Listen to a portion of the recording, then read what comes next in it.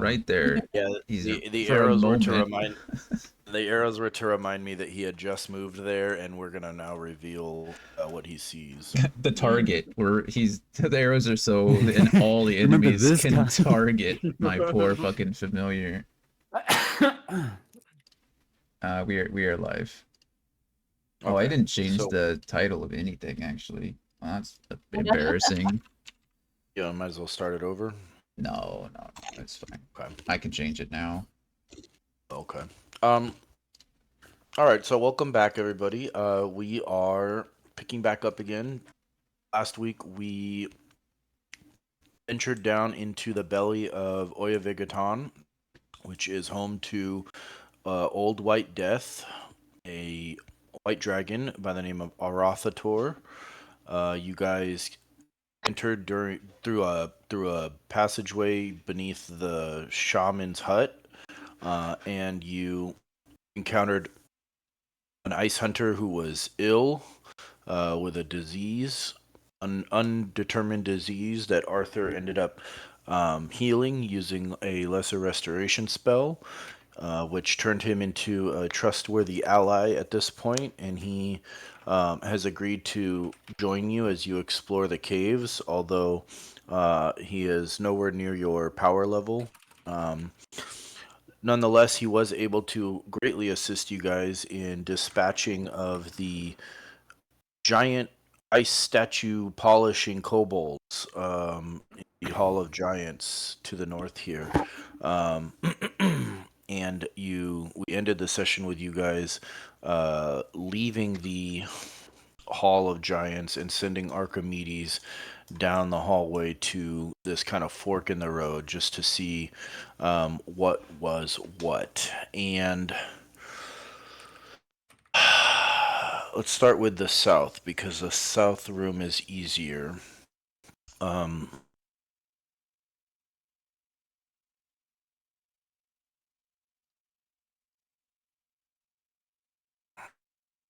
Before I do that, shoot. Uh, so that's gonna be.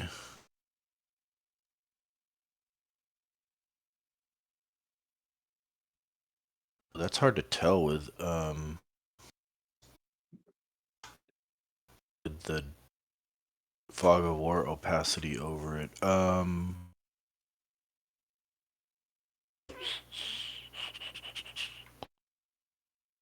Sorry, I'm just trying to figure out field of vision. I guess it's 75 feet, huh?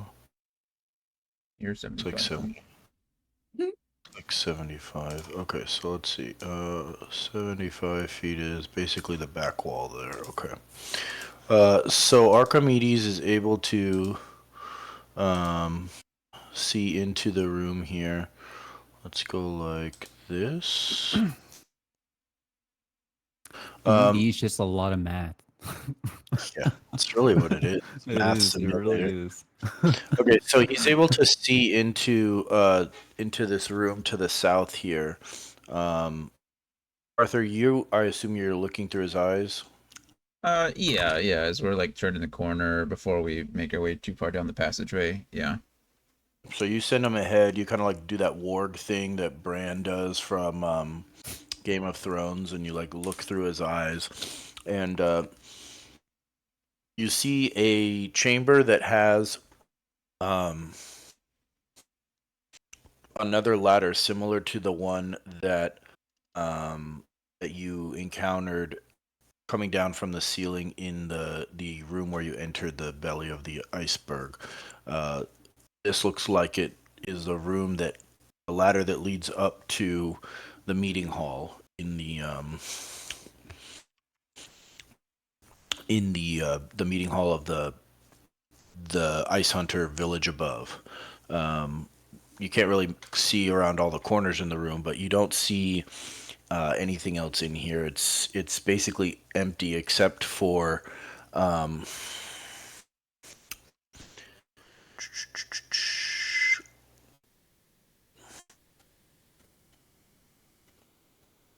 there is wait, what does that say? Oh yeah, there is 3 bundles of rolled up seal skins sitting where the ladder descends from the chute above. Um, additionally, uh,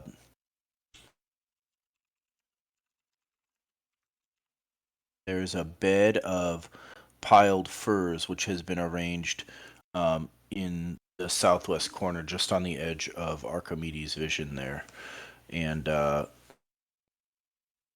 that's it. Okay. I mean, So I'll relay to the the room group other that it looks like that's the passage that connects up towards the meeting hall.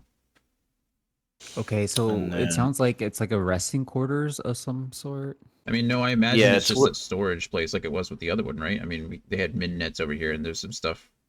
I mean, it might be a meeting area, but right. it's I mean, it's like the bed of furs make me think it's sleeping quarters. Yeah, What is that there's thingy that's in the center again? That little circle thing? that's the passage up, I that's think. where the chute descends down from, and there's a ladder that drops down from the ceiling where the chute ends. So there's it's like stairway carved down into the ice. Remember, it goes down like 100 feet deep into the iceberg, Okay. and then you guys, is it Gore fell? I Oh, it's think. like it's like the one from the northeast. That's the one we Right. came in on. Yeah, Yeah, Yeah, right. got you. So it's like a spiral staircase. similar, right? Similar Gotcha. spiral staircase down in through that's like basically a chute carved through the ice, and Okay. then when it where it meets the ceiling of this room, it stops, and there's like a rope ladder that descends to the floor of the room, because the ceilings are all usually 20 feet high. Okay.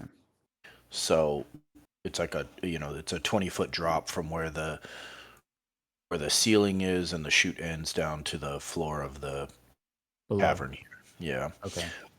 And then let me see again. 75 is like there. Okay. And then peering into, shoot, which square was it? I'm sorry. Oh God, what am I doing? Where are you? Ruler. Okay. This here. 75. Okay, it's that square. So looking this way,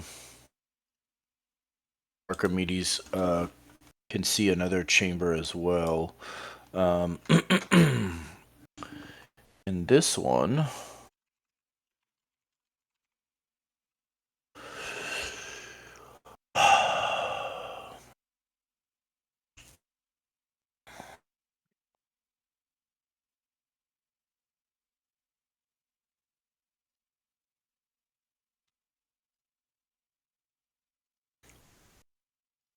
Dragon, isn't it? Found him. Found him. Got him. It's actually the mate, the ancient one. Oh yeah. It looks like a white dragon, but bigger and older. As you stare into its eyes, it gives you the middle finger. I often am surprised by how quickly we find ourselves in trouble, and we always try to like go cautiously, but it just kind of ends up being that way. Trouble finds adventurers.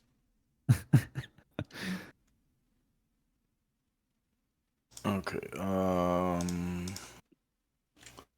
Let's see here. I don't even know what kind of sorcerer Quinny is. Draconic? Shino? Draconic, I believe. Yeah. Pink one. Yeah, the pink one. The pink one. Whichever one is pink. The ruby dragon. Actually, Okay. that'd be cool. So Archimedes spies a strange icy looking frogman, similar to the bullywugs that you encountered at Castle Niratar in the swamplands, except these ones are clearly adapted to the colder temperatures of the north. Mm-hmm. Minutes to talk about ice toads. Mm-hmm. Mm-hmm. Hey guys, there's ice toads up there. You I have do that thing you have where I just slap my a- hands on my side of my faces. You have just a moment to react as Archimedes sees them before before they react as well. So What's wrong with an owl? They're found. They're aggressive towards an owl. Maybe they want to eat it. I didn't say they would be aggressive. I said that they would react, but Oh, that's fair. they haven't seen an owl down here in a while. What You're being bitches? aggressive. That's not. That's racist. I don't think they have a gun. You're acting really aggressive right now. Stop resisting. Stop resisting. Don't make me do this. Jesus. Okay. Are we rolling for initiative? Yeah, Like, I do we mean, sense danger? well, that's not up to me. We have a moment to react. I mean, I don't mind pulling Archimedes back, or he can. I mean, I have hundreds of feet. I'm sure he can. By hundreds, I mean tens of feet. Right. I'm 60. I mean, if anything, I can have him move further down, right, and around the corner. Yeah. Then it would Absolutely. If they Get more decide to follow information. him. I can always. I know. I can. Archimedes is there. I as much as I like Archimedes, I could always summon a bat. I mean, what more? I mean, it's more cave friendly, right? Thematically relevant. I mean, would Contextually. that be less? I guess. Conspicuous? I mean, there's so Maybe. many forms. I'll turn Archimedes into a fucking spider if it works. I don't give a shit. I mean, I'm guessing it's a ritual spell, so I could always dismiss Archimedes and take 10 minutes to do it. Mm-hmm. Don't you need a brazier for it or no? I mean, yeah, kinda, but he's already out. Can't I just change his form? Fuck. No, you're right. Yeah, technically. You're right. You should buy one. That's what I think you should do. You Just should buy buy a bronze brazier and carry it around. Dude, yeah, keep it on you, dude. I'll just permanently have Tinser's floating disc up carrying around my goddamn bronze brazier one. all Perfect. the time. That'd be cool. Like, just have it like roped up on your waistline and you walk around with it. It's not at all Just- suspicious. Absolutely not. I mean, none of this is relevant at the moment. Okay, so Yeah, right. Okay. you said we have a moment before they react. What does that mean? So I can make a decision. I can dismiss Archimedes as like an action, so I can just. No, he doesn't actually leave me. He just disappears into the ethereal realm. Mm-hmm, Yeah, mm-hmm. that's fine if that's something you want. Basically, I'm giving you surprise at this point. Archimedes flies forward. He looks around. He sees the ice toads. They're not expecting him. Basically, you have a split second here to decide what you want to do before we roll for initiative and they react. You're getting like a free kind of turn here Okay. to do something, whatever that may be. Yeah, I mean, I'd rather, if possible, not lose or not dismiss him. I'll just have him move the additional like 30 feet down around the corner and out of these toads' sight as much as possible. That way he's not being attacked, but it also still gives us cover in this room here. Okay, so you're moving him south. Go ahead and move him to wherever it is. Yeah, I And I mean, can review right it around more. this. I can't. I can move him into the darkness, but I can't see him. So I'll just move him around this corner. Oh, sorry. Okay. No, Yeah, nothing that's to fine. apologize for.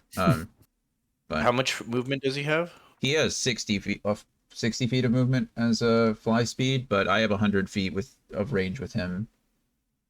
Okay. So, all right. So you move him around the corner here. It might actually you can see it. be 50 feet of You can flight. see that shows the whole room and into the passageway beyond a little bit. So, let's do this. How about? Oh no, it's 60 feet. I was right.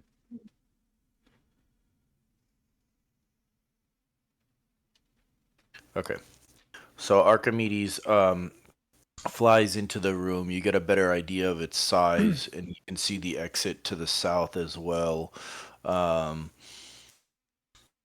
then you have to decide: are you staying in his vision, or are you coming back to yourself? No, I'll come back to myself with orders that if anything comes from the southern passage to let us know. Okay. So everybody, let's go ahead and roll for initiative. We're not necessarily in combat yet, but let's get a turn order here. Wow. I got 11 with advantage. It's crazy.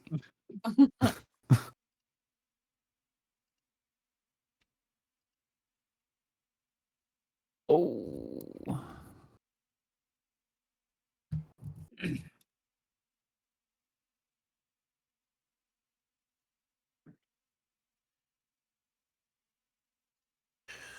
1, 2, 3, 4, 5, 6. Just missing Archimedes, right? Oh, I assumed he was hiding. I can put him, sure. Okay, well that's fine if you just want to leave him Yeah, hiding. he's not going to do anything but what I told him, so Okay. chill there and Okay. keep a go. Fair enough. So Quinny's actually the first to react. So you kind of send Archimedes out. You scout ahead. You spot the ice toads in the forking path up ahead, and then you as you fly by, you tuck him around a corner. He scans this room and it appears clear. He sees the ladder to the chute above and everything, and then you like come out of his vision and you warn everybody that there's ice toads up ahead. And Quinny is the first one to react. Yeah, I mean, Quinny will probably stay where she is in the back, but she is most likely going to ready a firebolt. Um, I mean, the ice toads. You said they're like bullywugs. I guess what do we?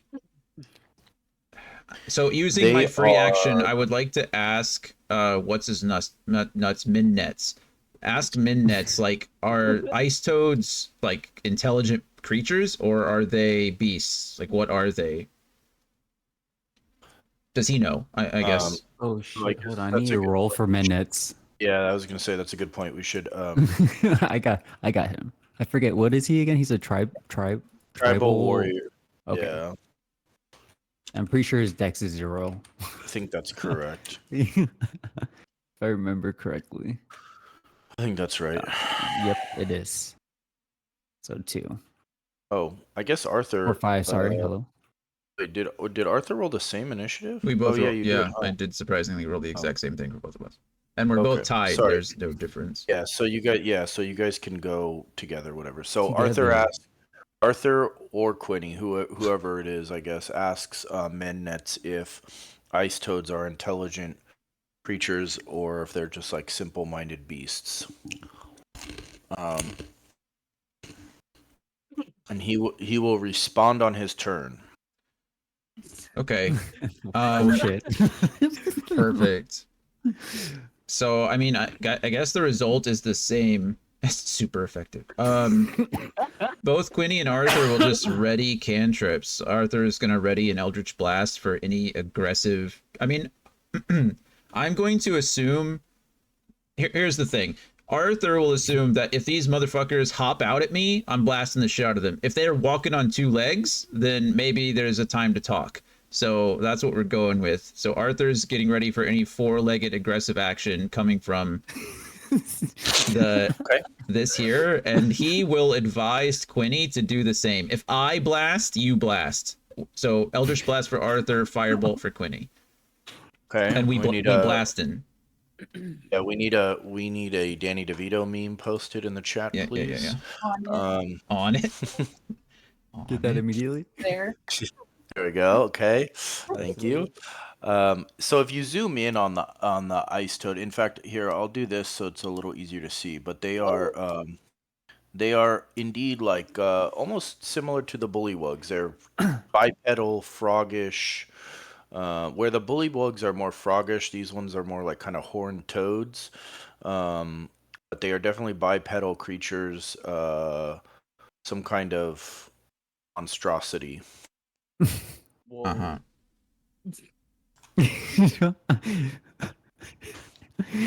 So, anyways, we started blasting. Yeah. Withers Mhm. Withers sticks his head out from around the corner and asks you what's the worth of a single life. But okay, Ulfgar. My rules still stand. Um, If it hops, it drops. I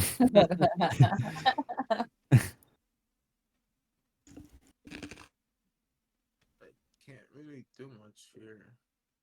Yeah, I wouldn't press forward, I would say. press forward. Yeah, it seems like we're trying to play more of a defensive play because I do want to get more information overall before we like alert a horde. But if we're able to navigate it without them being fully alert that we're here, then it's possible. Because he did say like, "Oh, we're just rolling for initiative, but you're not necessarily in combat." I'm like, okay. Well, if we do get in combat, I'd rather it be like not in the room that we're at. Because what if there's more? That's what I'm saying. We could just pick them off. Like, I don't Just to know. be clear, also, I guess I probably should do this, but just so it's clear. Your vision ends here. You can't see them. You know they're there We know because they're there. Yeah. Archimedes saw them, but even he can't see them anymore. So just keep that in mind. I really should be doing something like this.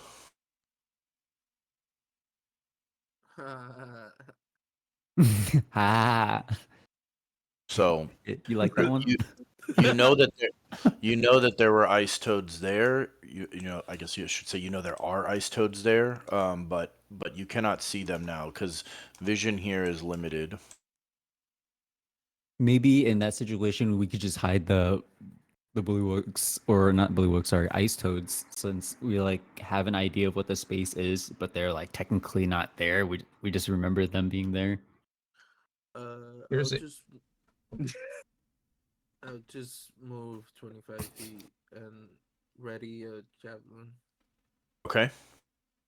Here's All right, a good test of Bryn? intelligence. If we were to call the ice toads bullywugs, would they get offended? Because if the answer is yes, they're intelligent. If the answer is no, just start blasting.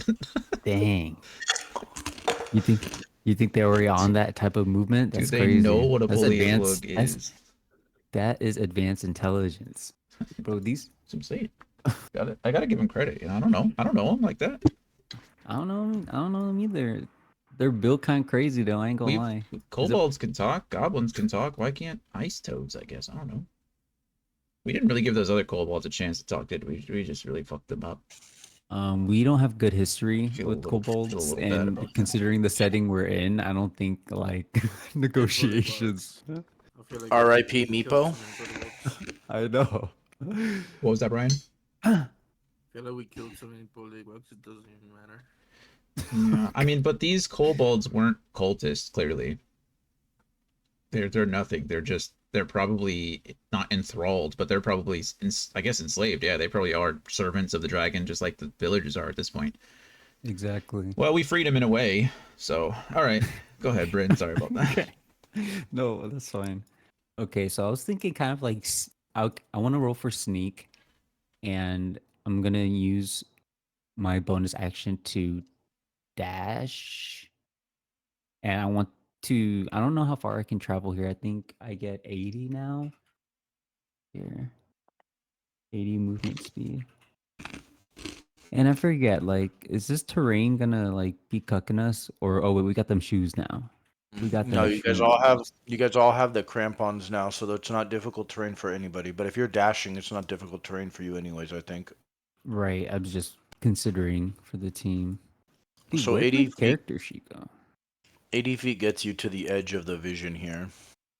Right, That's the right, way right, you're right. going. We're Basically talking anywhere about that. Good idea, along bad idea. Uh, Don't all go at once now.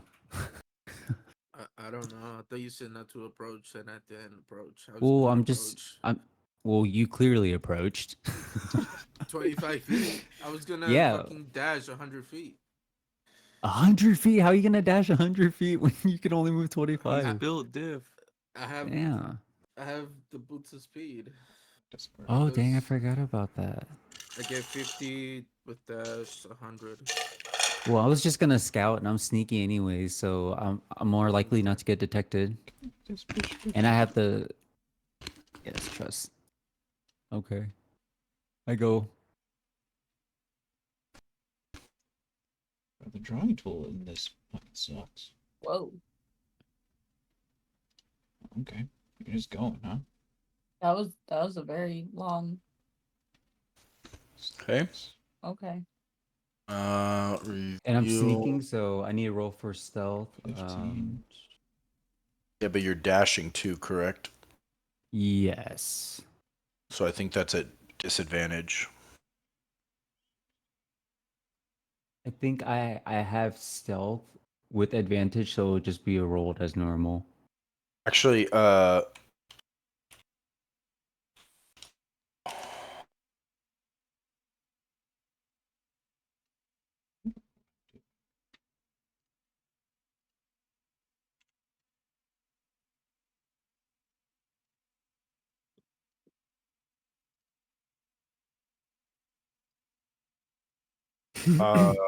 think. Okay, never mind. That's your action, right? Okay, never mind. Cloak of Elvenkind, and you have advantage on stealth checks to make you hide as the color shifts to camouflage. You're pulling the hood up or down. Okay. All right. So it would be a normal. Actually, it would be. Fuck. I don't think. I actually don't think it's a disadvantage from dashing. Now that I think about it. Does it imply noise to be dashing? Or are my Normally, toes quieted enough? normally yes, but I think the rules actually. I think it's just a normal stealth check. It's you get. Never mind. I'm making this more complicated than it needs to be. Go ahead and roll. Go ahead and roll with advantage. As long as I mean the stealth check is your action, just so you're aware of that. Yes, it is. This is purely scouting. I'm not trying to engage. Yeah. Okay. So is it normal or with advantage? I'm It's with advantage. blessed. Yes. Okay. Let's see here. 70 feet gets you to. Okay. Reveal areas.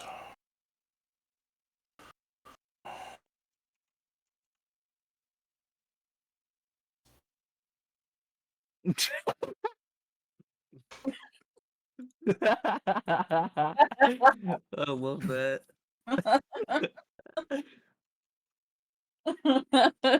Can I duplicate? This is Oh shit. shit. Okay. That's roughly his vision. Oh, Yeah, that's about right.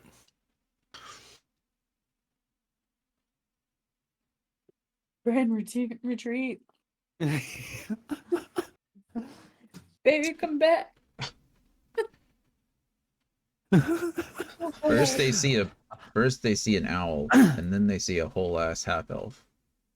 Hey, I'm sneaking. That's If it true. makes it better, I'll be like right here or something. Like this is still 80 feet. Okay.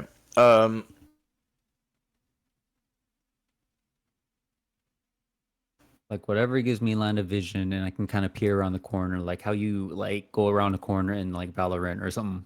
Well, don't you have that little mirror Eagle. thing? Okay. I do have that mirror thing. I but use my action to sneak or stealth rather. Okay. Or it's your turn. I'm Oh, gonna move. obviously I see what I see and I communicate quietly through my sending stone to Arthur. I wouldn't do that Oh, with the sending stone. We can see you from there. Sending stone is once a day okay. kind of thing. Oh, is it? Yeah. Oh. Mhm. Just And I hold think it up like requires. 3 I fingers. think it requires an action. Yeah, I was gonna say normally you would just hold up like 3 fingers. Oh, 3 fingers. I forget that they can see me from there. Yeah. Well, Ulfgar can, and he can Okay. relay it. Okay, Glor, you're advancing. Yes, I will just advance and then. Yeah, I mean, I just have my sword and shield out, and Okay. I'm ready. I guess I'll dodge.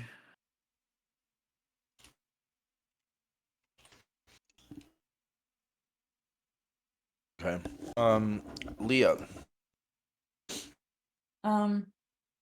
I am going to ready an Eldritch Blast for any aggressive actions by the ice toads.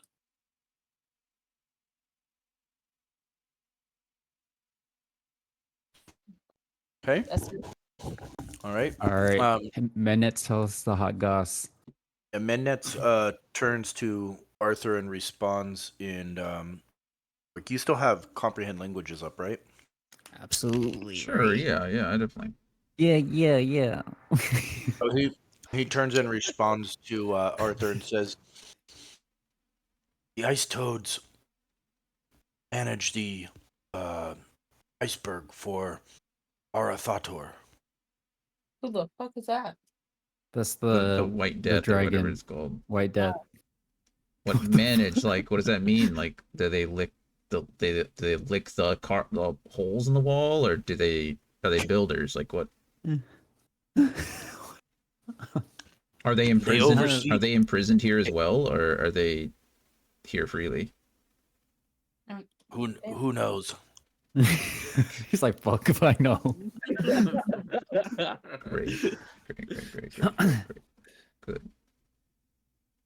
We all They, Uh, o- they oversee the operations on the iceberg. They tell us when to bring more food.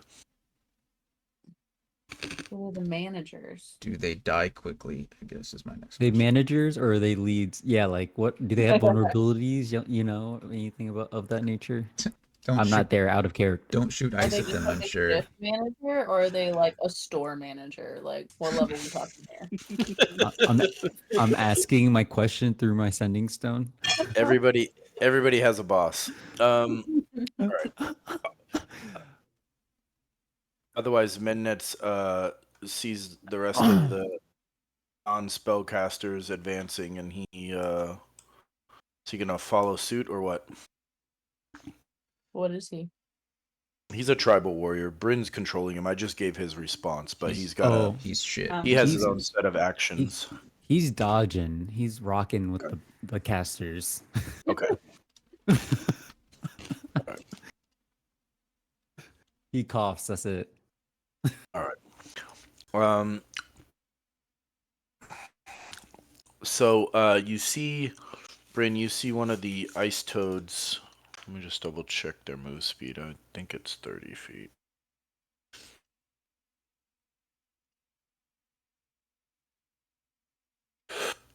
Yeah.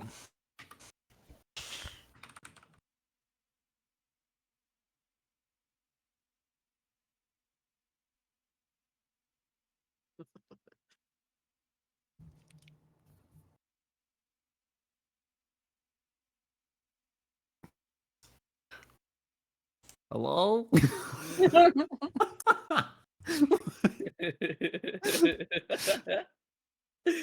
I do the same gesture where I like slap my hands on my face with my mouth just like wide open. Just genuinely like surprised that they're here.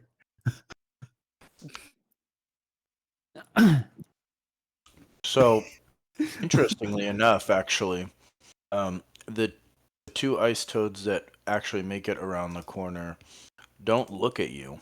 For whatever reason, you seem to be blended into the wall with your cloak of Elvencline so well that they look right past you at Gore and Ulfgar. And they kind of cock their head and call out in Luic, which Arthur, you understand them to say, "Who are you? What are you doing here?" It'd be really weird to cry out from the back. I'm just like I'm just imagining myself like tucked up against the wall. They like speak. trying to be flat to the wall. We. Okay, well, I mean, it's my turn, right? They called out. I can't see them.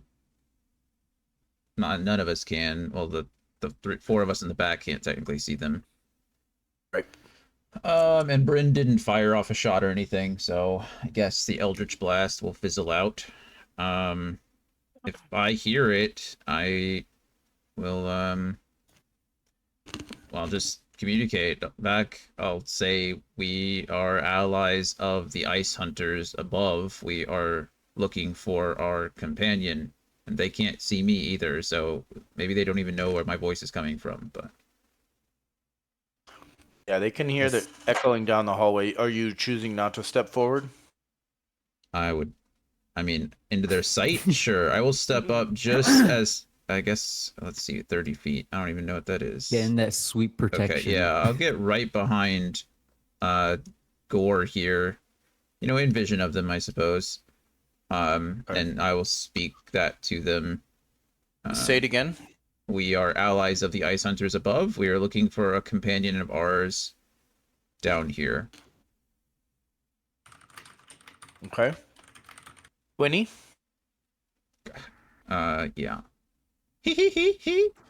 Fucking ready another fucking ready another firebolt from back here, I guess. Well, she can step up into the vision, I suppose. We're kind of forming a you know what? No. She's gonna stay just out of vision. She can hear, so she'll step up a little bit, I guess, just to be there, but she doesn't. I don't want Quinny to be seen just yet. So ready the firebolt in case things go south. Fire towards the voice that she heard. Okay. Ulfgar? Yo, what's up? What's up? What's up? You hear the ice toads call out in the same language that the ice hunters use, although it is definitely a learned language. He struggles with some of the pronunciations, but Arthur steps up next to you and responds in the same language, which you also don't understand. Yeah, you guys gotta really just trust me right now. I could be telling them, "Spare me. I'm a hostage. Kill the others." So we're not cooking frogs. Not at the moment. I mean, they speak, right? Like, I There's don't. opportunities for civility. I trust you, Arthur. Thanks. Ulfgar Just- just sees them as two-legged XP. Arthur's They're like just whispering in here, we're using milestone rules. Don't kill them. What's their drop rate? What's their drop? I need a rare drop. What's the rare drop for an ice toad? Can I roll need? Yeah, the roll. I'll just Greed. dodge for my action. You say what? I'll just dodge for my action. Okay. Bryn? I'm gonna stay hidden if possible. Just, Alright. just chilling. No big deal. Don't mind me. I'm Four. not gonna. I like emerge from the darkness right next to them. Hey guys. I think of it as like the Harry Potter. Cloak of invisibility. No, not the Cloak of Invisibility. What is it? Is it Dis- Lord of the Rings? Disillusionment. No, is it Lord of the Rings where like they use that cloak to like blend into the rocks? Oh, it is. That is Lord of the Rings. When they you mean the scene that didn't happen where they're at the gates of Mordor and Yeah. they slide down and yes, Frodo I always follows forget Sam. what scenes happened and didn't because I always watch the extended. Oh, Yes, they do. That is with the rocks in Lord of the Rings. Yeah. That's what I pictured it as. Nice. Okay.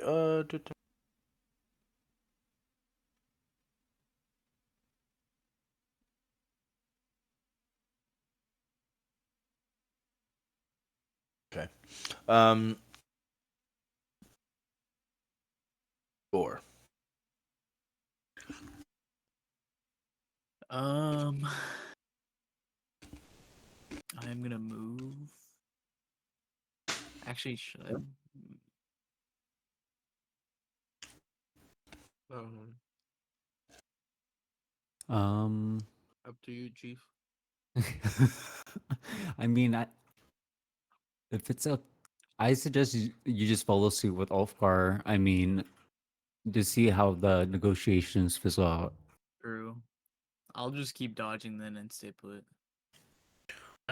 In all this communication in Archimedes, I see the little picture, but are they actually like wearing armor and wielding weapons?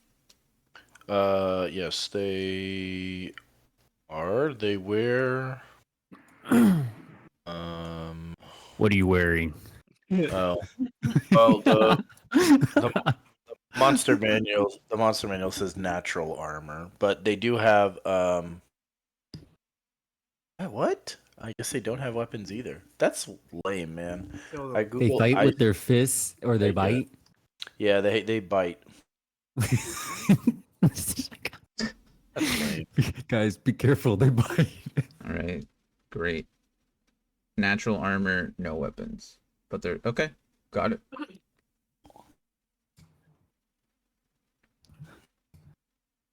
Gore's not moving. Gore is moving. Gore's I think he's not. dodging and I'm just vibing. dodging. perfect. Correct. Okay, Leah. I'm continuing to keep my Eldritch Blast ready in the case Okay. of fuckery and or shenanigans. Got it. Innets. Gosh, if I was Mennets, I'd love to offer something more useful. Every mean- time you say midnuts, I think of numb nuts for some Yeah. reason. Just call him Stanley. Minnets Yell can nuts. also understand what's happening. So Minnets can be really. I guess he only Huh? speaks the language too. So I guess he's not a very good interpreter at the moment. But Yeah, wait, don't they speak the same language? They both speak Uluic? correct. So he could But be he doesn't. interpreted But he as- doesn't speak common. Yeah, that's He right. only Oh. speaks. Look, I'm the only interpreter of this entire group. I'm the only one that understands anything being said by anyone. For real. Well, you to be fair, you guys haven't tried other languages with the ice toads yet, but They spoke first. correct. And they defaulted to Uluwik. Right. So I figured it'd be better to speak back to them in Ulawuk.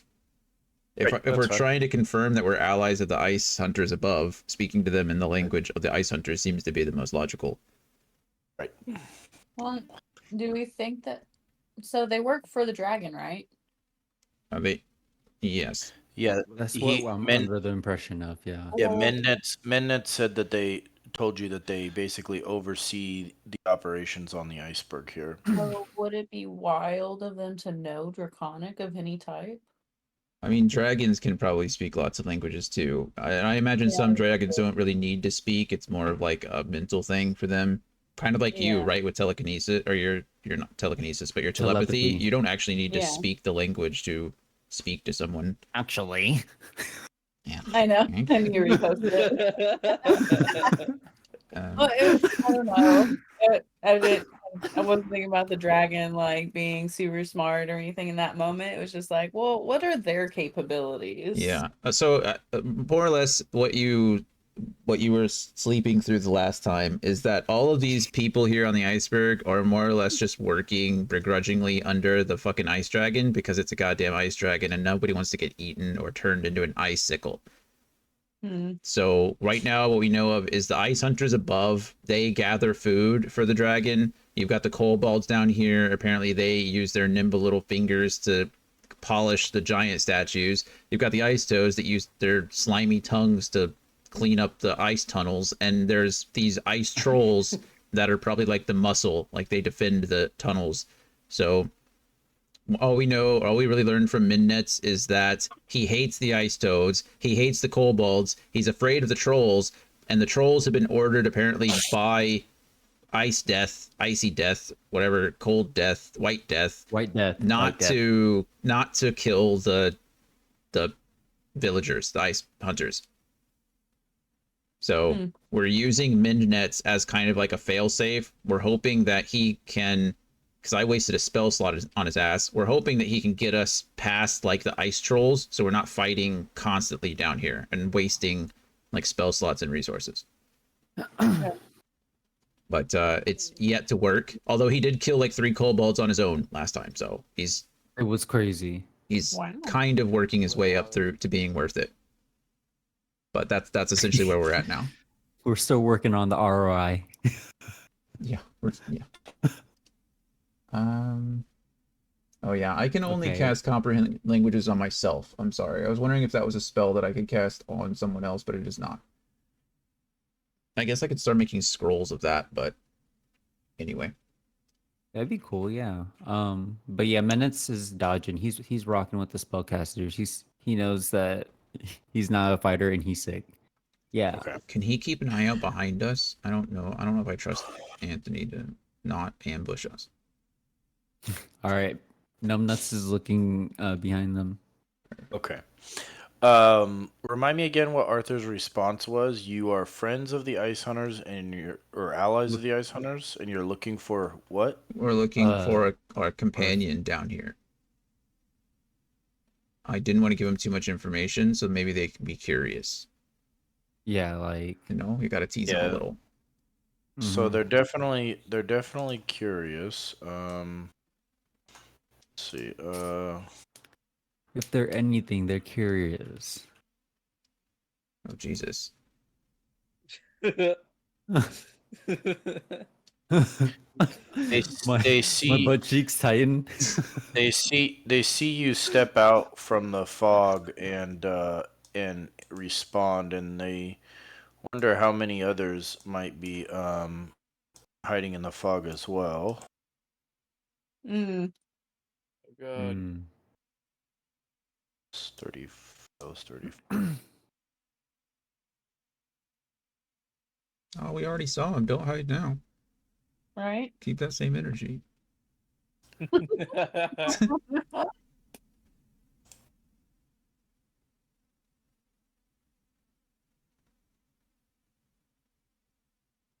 Hell is happening? Oh, whatever. Okay. All right. So they step forward and they respond to your statement. Who are you looking for? Exactly. Sure. I will give them the name. I suppose we're looking for a female tiefling scholar named Macath the Crimson. We were told by the ice villagers that she was down here. I will say that we understood that, man, how do I want to phrase this without I don't want to offend them. I'm trying to say that oh, here we go. The last we heard, she was laboring under the command of Arathater.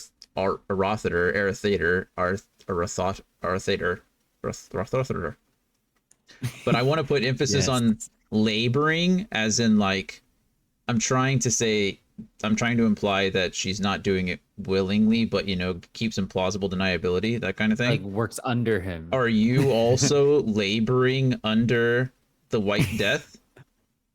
Wink, Do you wink, also nudge, serve nudge, nudge. the White Death? Are you happy? Right, like in the same way. Yeah. If this was Glassdoor, how would you rate your boss? That's what I'm saying. Right. Yeah. There Yeah. was- Yeah. Anonymously. Like the Yeah, way yeah, that the Ice Hunters is like, yes, we all loyally like serve White Death. Like they say it begrudgingly. That's the kind of vibe we're trying to fish for. yeah, Like, are you like on that vibe too? Like,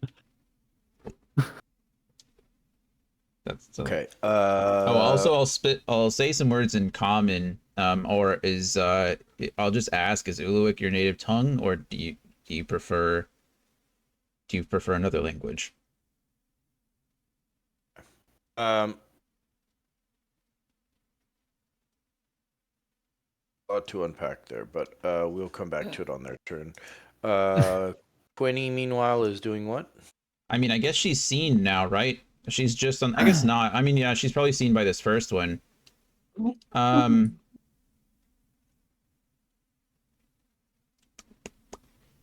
I don't know. I don't think.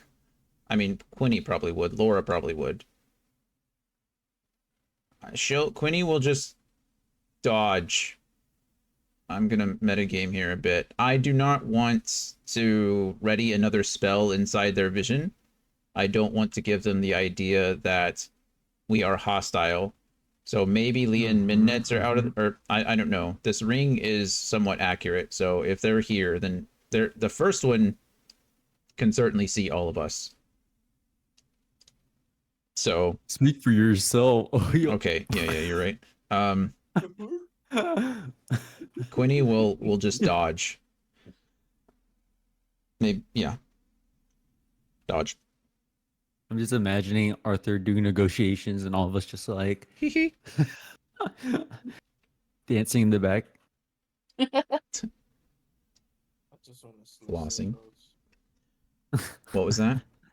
Flossing to dodge. Flossing to dodge. Yeah. I mean, you're dodging projectiles, right? It's like a It's moving like target. when you Fortnite emo and they like dodge like the bullets and then they proceed to kill you. It's crazy. Yeah. What were you saying, Brian?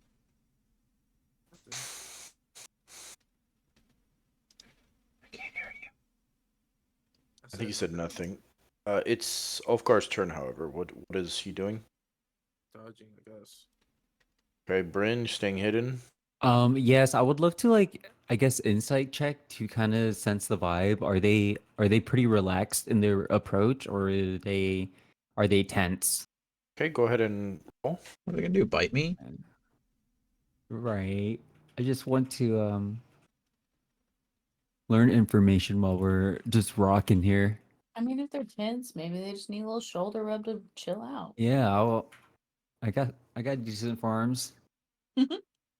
Okay, you are certain that they definitely curious by your arrival here.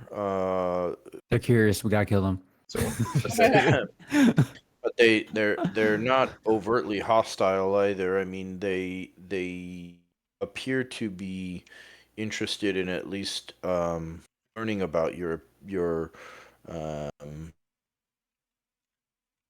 your motivations for being here before they decide what they want to do. They seem genuinely curious. This is not some kind of ruse or deception or anything. They want to ask you questions about why you're here. Okay. That will be my turn. I will stay Okay. hidden. All right, Gore.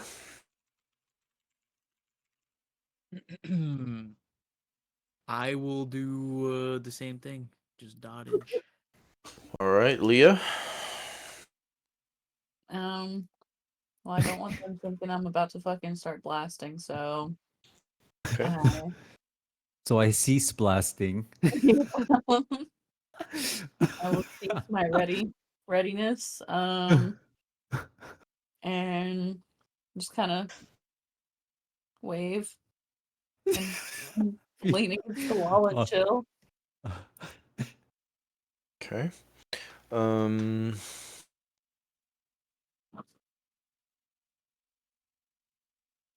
Take us to your leader.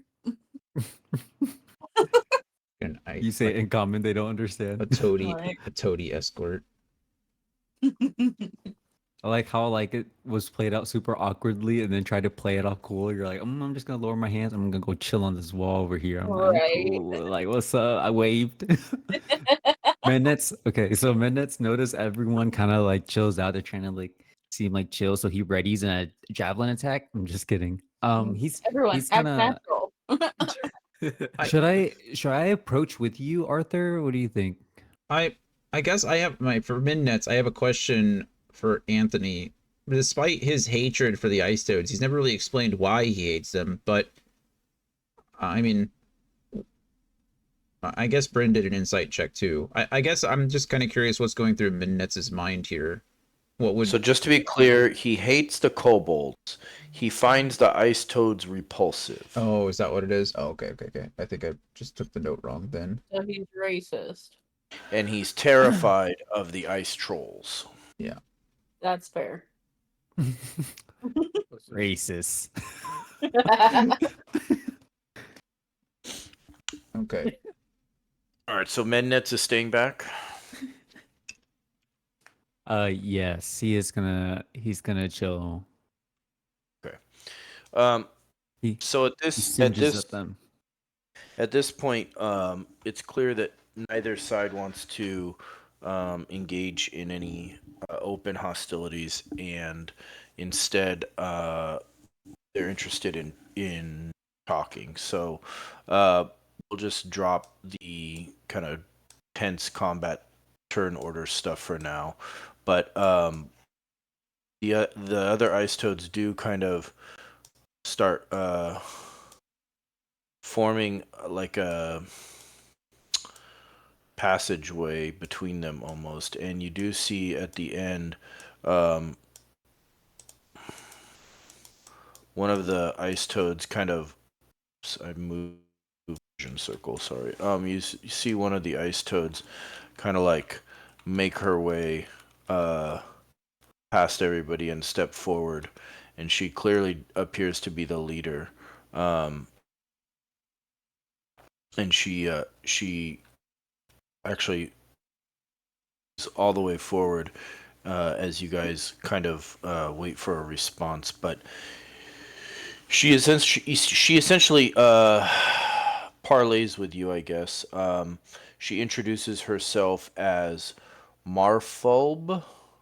Marfulb. Marfulb. Marfulb. And she explains that she is the leader of the ice toads here on Oya Vigaton.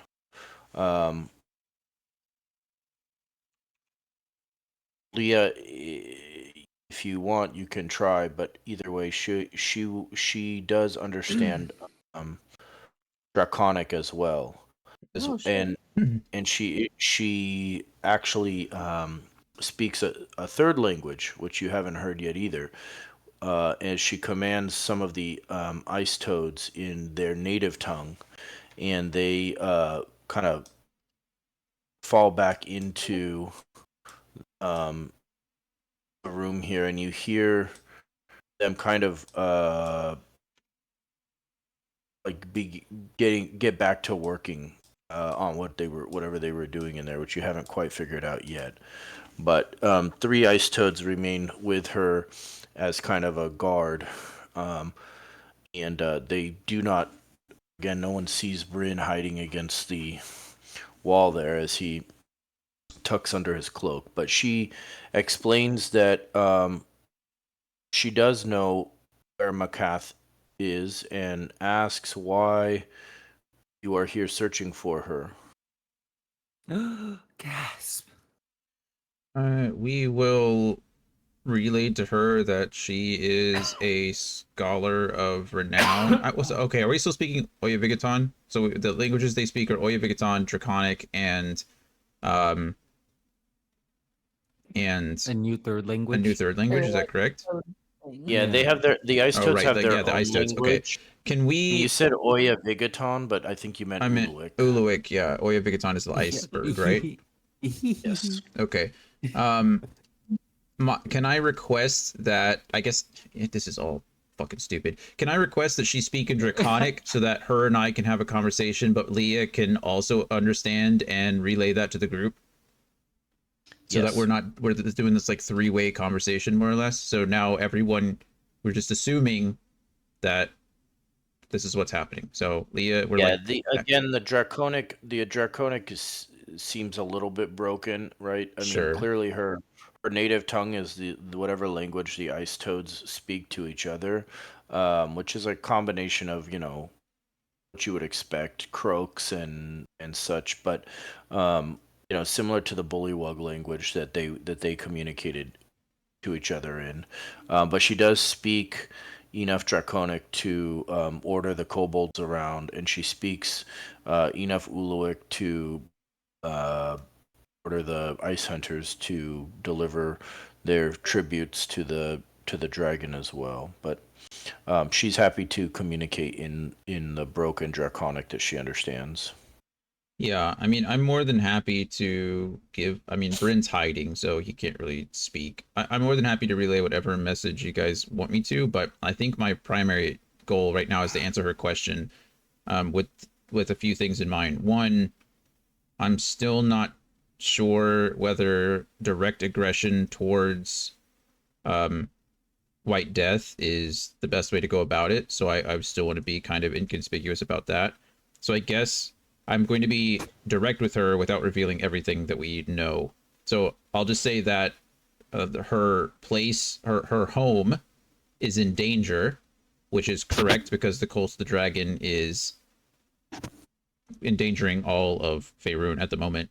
So her home is in danger, and she may have knowledge that could prevent the loss of many lives. This was her last known location. However, she has not returned for quite some time, and we were sent to collect her. I like it. We're like an escort. But a classy one. We came to Whoa, ensure she yeah. was in no danger. Are you all in danger? Or is she in danger? We'll ask that. Is she? Anyone who lives with a dragon could be considered in danger. They are known for their tempers and their whims. Oh, But we know. she's been here for years now, and clearly our Athator has use for her. Otherwise, he would have devoured her a long time ago. If you seek to, as you put it, retrieve her, you will have to barter with the dragon. We are prepared to do so. That he is not the first white dragon that we've bartered with. The last one ran away. A little bitch. Unfortunately, the last deal fell through, see. so to speak. She kind of gets a weird look on her froggish face. It's like kind of impressed and also skeptical. Interesting. We mean no direct harm to anyone who is willing to aid us, or at the very least allow us to pass unharmed. However, we must stress that retrieving our friend is of utmost importance.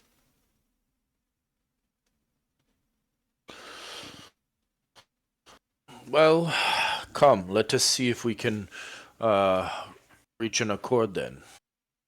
And she kind of turns and walks past as her guards make way for her, and she heads back over here and looks over her shoulder to see if you're gonna follow her. Is she implying that an accord with her or an accord with the dragon? With her. Oh. I mean, Fuck it. sure. Yeah. We have to lose. Are we? Go with Is the she flow. going this way or is she going down? Yeah. No, she's going back to the chamber that she was in. Okay. Then, yeah. I mean, I will make sure that everyone's in understanding and follow her. Okay. Let me just do this. And I'll communicate it to Quinny and Numbnuts, and we will follow. So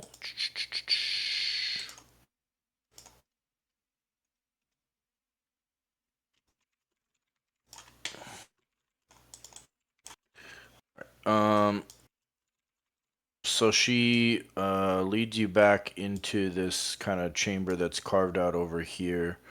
The ice toads follow her, and she orders them to get back to work as you guys follow her in. This first room right here, the kind of lower part of the two chamber room, appears to be a giant workplace. It's a bizarre sight that greets you in this rough walled chamber. The dozen or so ice toads that are here have these thick mottled white hides that keep them warm in this icy room, but they work down here scribing strange writing into the ice of the walls or onto weathered parchment paper and even onto some stone tablets. A few toads transfer the parchments and the tablets into and out of floor to ceiling cubbyholes that are cut into the ice along this entire southern wall here. Basically, it's a frozen filing cabinet and they are engaged in all kinds of essentially paperwork here. Um, you see them using uh, sharpened antlers, or in some cases, even their own claws, to scribe these records and tally marks into the ice. You notice some of them working on maps of the sea of moving ice. Um,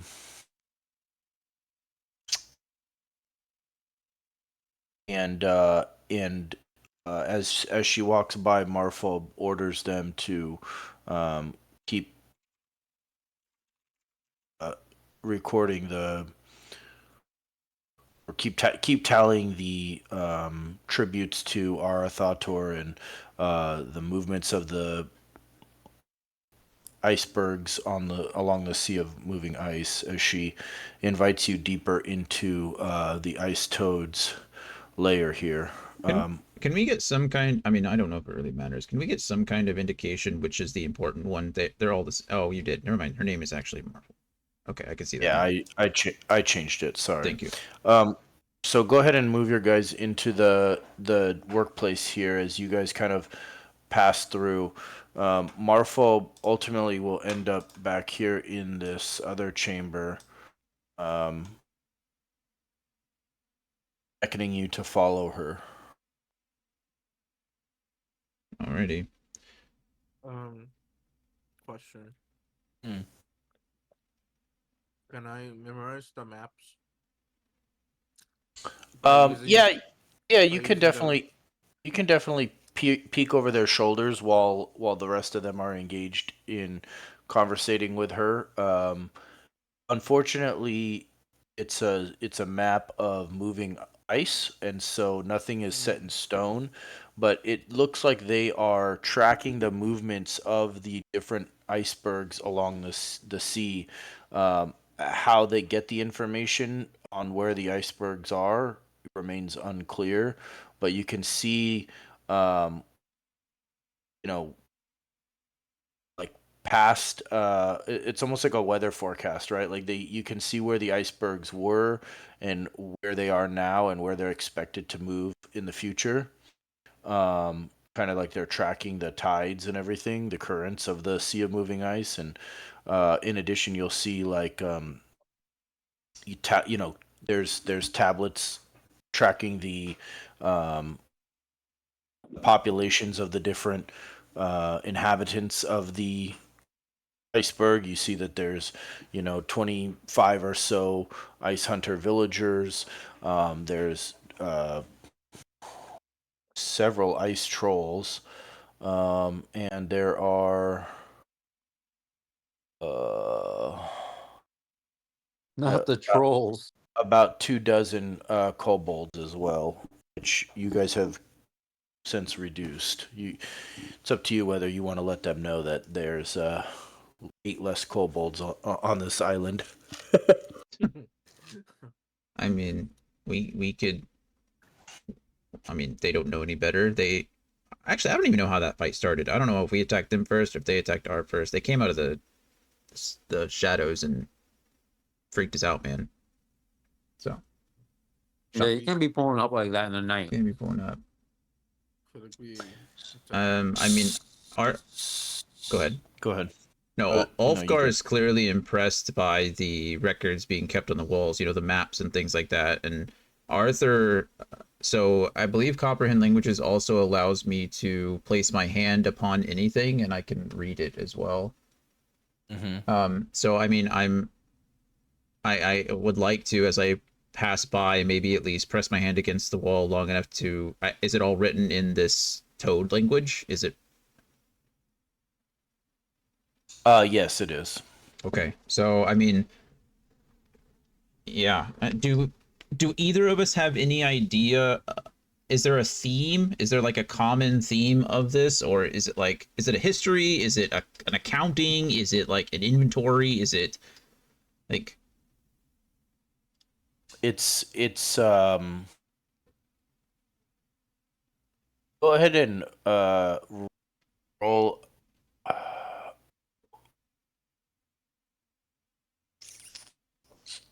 I mean, I can ask her.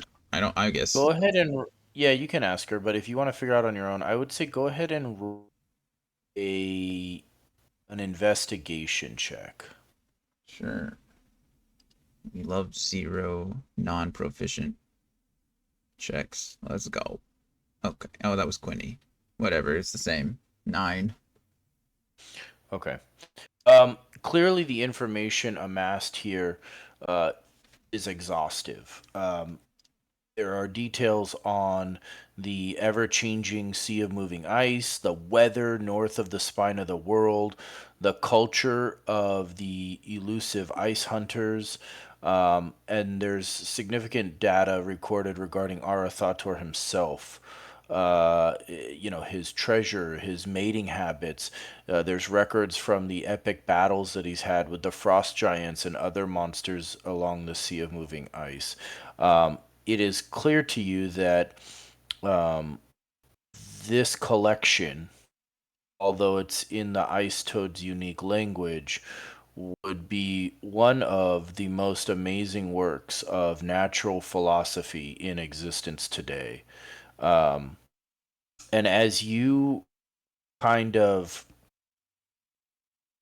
reach this understanding, Orphobe kind of looks at you with a gleam in her eye and says, "Quite the collection.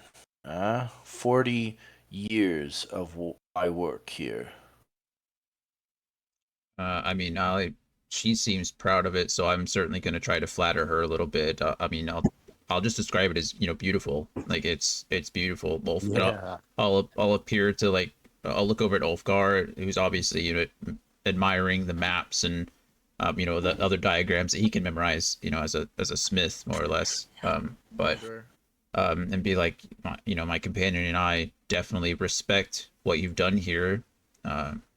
This is incredible.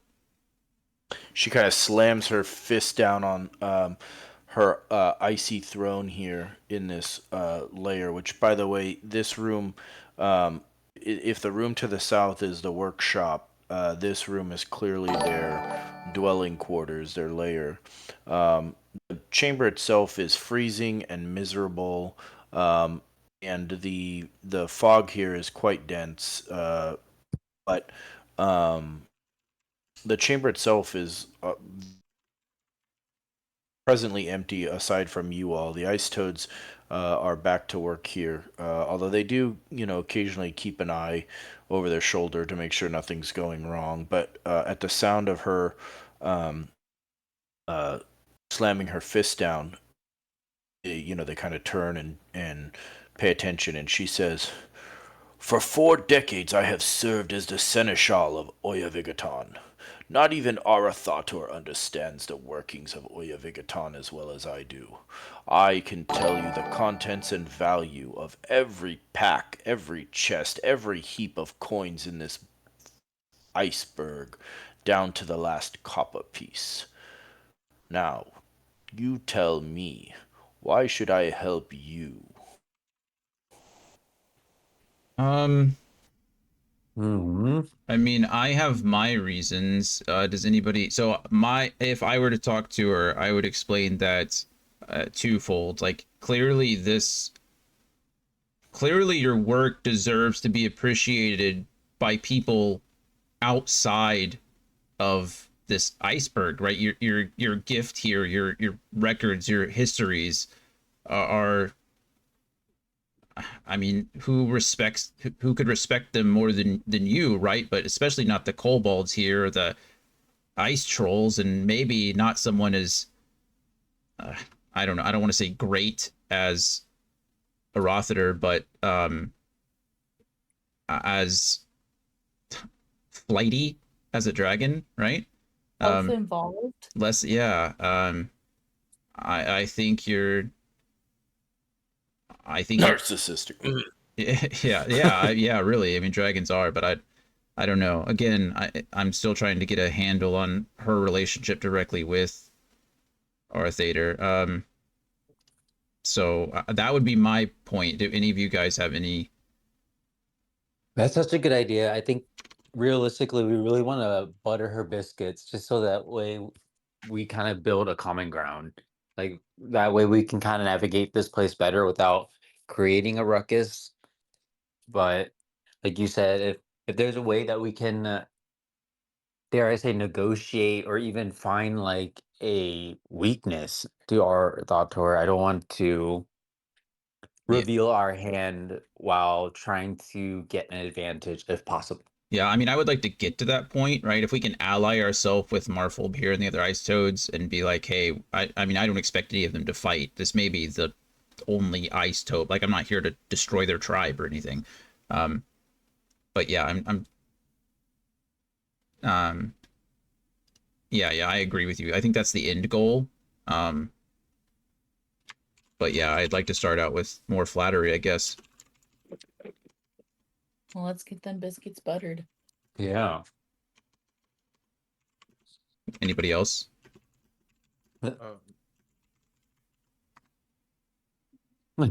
Yes, it's wise. I'm trying not to fall You're asleep. pressed. Sorry. What was that, Brian? I'm sorry. I heard something about depressed. What? What? Oh, I heard you. No, I said it's wise to keep their trust. Oh, yeah. Okay, good. Yeah. Okay, then. Yeah, more flattery. Impress upon them that I think. Can you? I'm sorry. Can you re-say the question she had specifically for us so I can give a more specific answer? Yeah, she was bragging about herself and how well Yeah. she knows every detail of the iceberg, and then she said, "Now you tell me, why should I help you?" There we go. That's what it was. Okay, specifically why you should help. That would be my answer then, is that I'm sure you're aware that McCath is a great scholar as well. Her histories, her studies do pertain more, from my understanding, of dragons than they do of your kind, your folk. But you know, she as well as we can appreciate everything that you've done here, and if we were to help each other, we would share your histories with the world and share our histories further with you. We could show you our records. I mean, I'll go on. I could talk about Candlekeep. I mean, Waterdeep is home to some of the most vast magic known. Candlekeep houses nearly every piece of written information that's collectible. I mean, if you have a desire for records and you have a desire to learn and to share, then you're in my humble opinion, your skills are wasted in a place like this. Go ahead and roll a persuasion check. Great. I love that. Yeah, like we're almost saying that, we're finding McCath because of their contributions to like academia and those. Oh shit. +5 and I roll a 7. What kind of garbage is that? She. She doesn't quite seem impressed by this Frick. this reasoning. You think I'm how would I phrase this?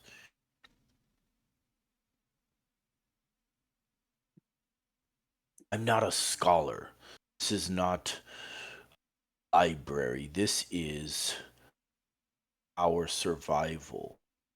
I must track this so that I can predict how the dragon will react, how to keep it appeased.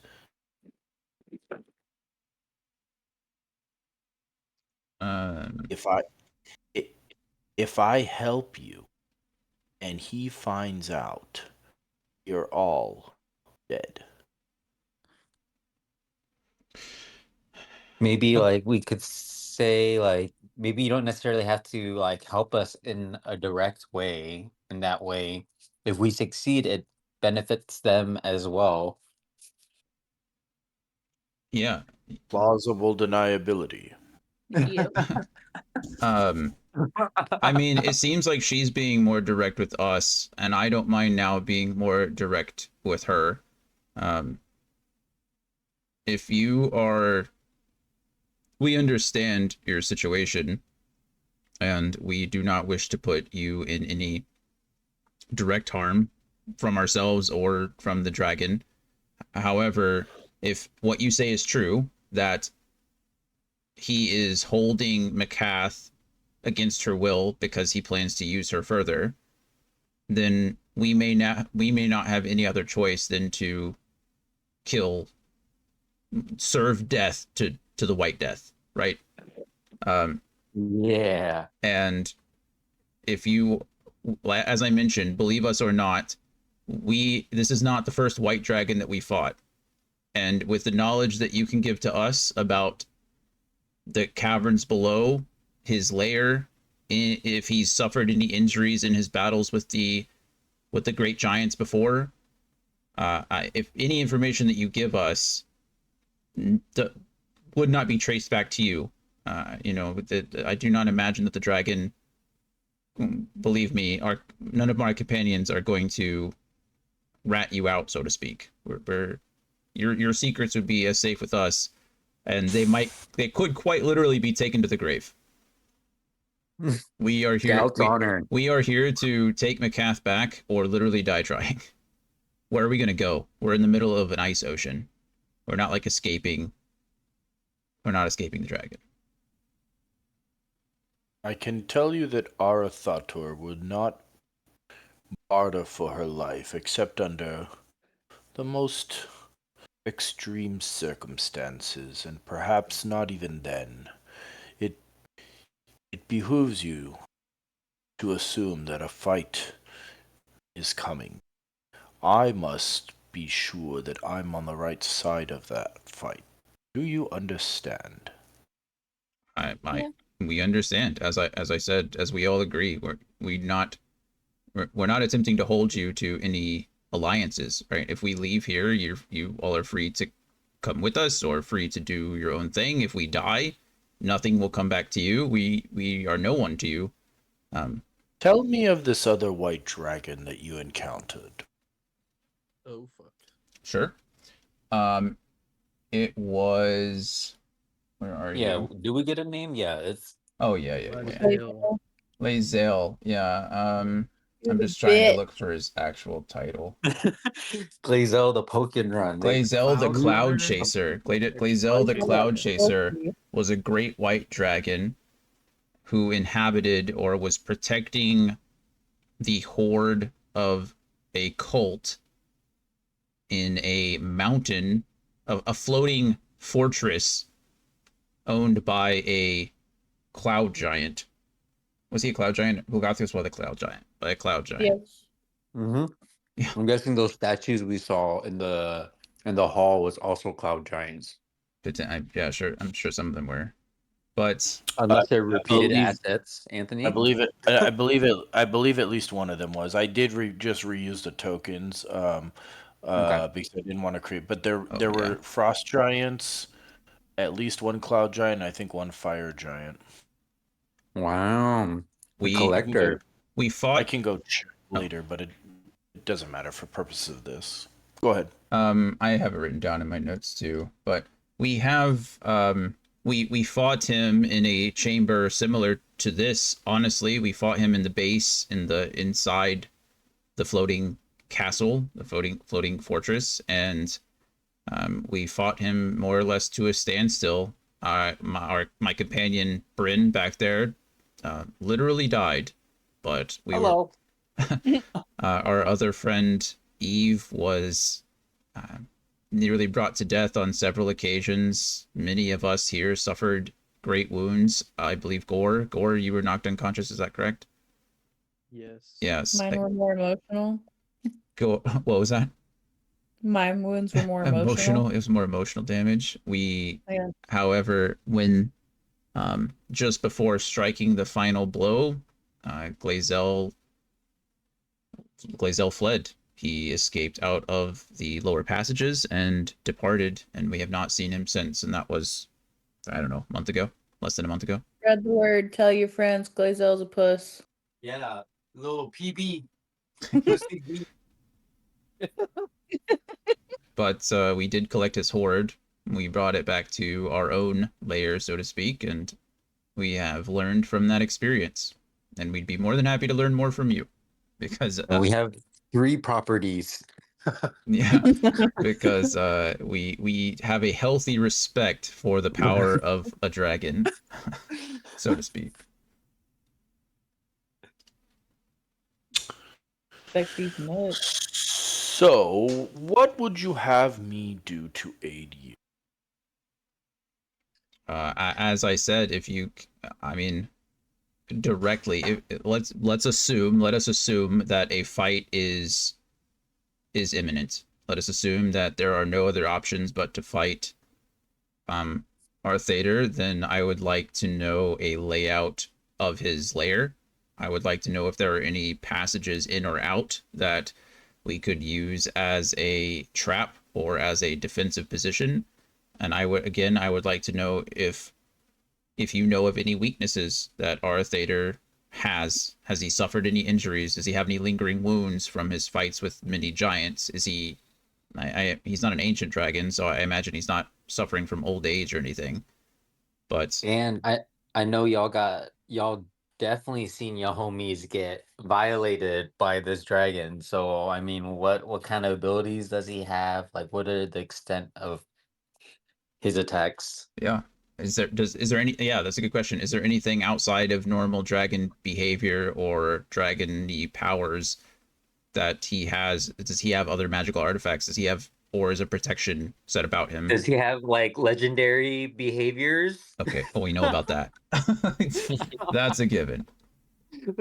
Too many is the answer. I guess that would be any. What do you guys think? Is there anything? Oh, is there anything in the? You said yourself, no one knows the inner workings of the iceberg more than you. Is there anything here that could help us? Not that we could not that would be tied back to you. That would point, yeah, back But to them, yeah. is there definitely. anything here that we could that could be useful? Are there any insecurities in the lower layers? If we go back to our orbital whale plan, could I got insecurities in my lower layers too. is there anything? Jesus, is there anything? Are there weaknesses in the floors below? Could we flood the lower levels? Flood my lower levels. Oh, That was God. perfect. Jesus, that was like I like walked into that one. More Okay. like slid into that one. Yeah. The stream is no longer PG-13. I don't think it was ever PG-13. We crossed that line a long time ago. So there's a lot to unpack there. It sounds like ultimately all you're seeking from her is information. In this case, yeah. I would. Information is Yeah. amazing. Again, like she said, she has to side with the winning side, right? I don't want anyone associated with the ice toads to.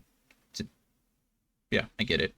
But she wants to help us as much as possible in order for us to be closer to succeeding, because then technically she'll also win, because we're essentially guaranteeing if we are able to defeat our thoughts or Tor, then it's not like we're gonna clear house. I would like to impress upon her, however, I don't want to insult her or offend her, but I will point back to my companions Gore and Leah.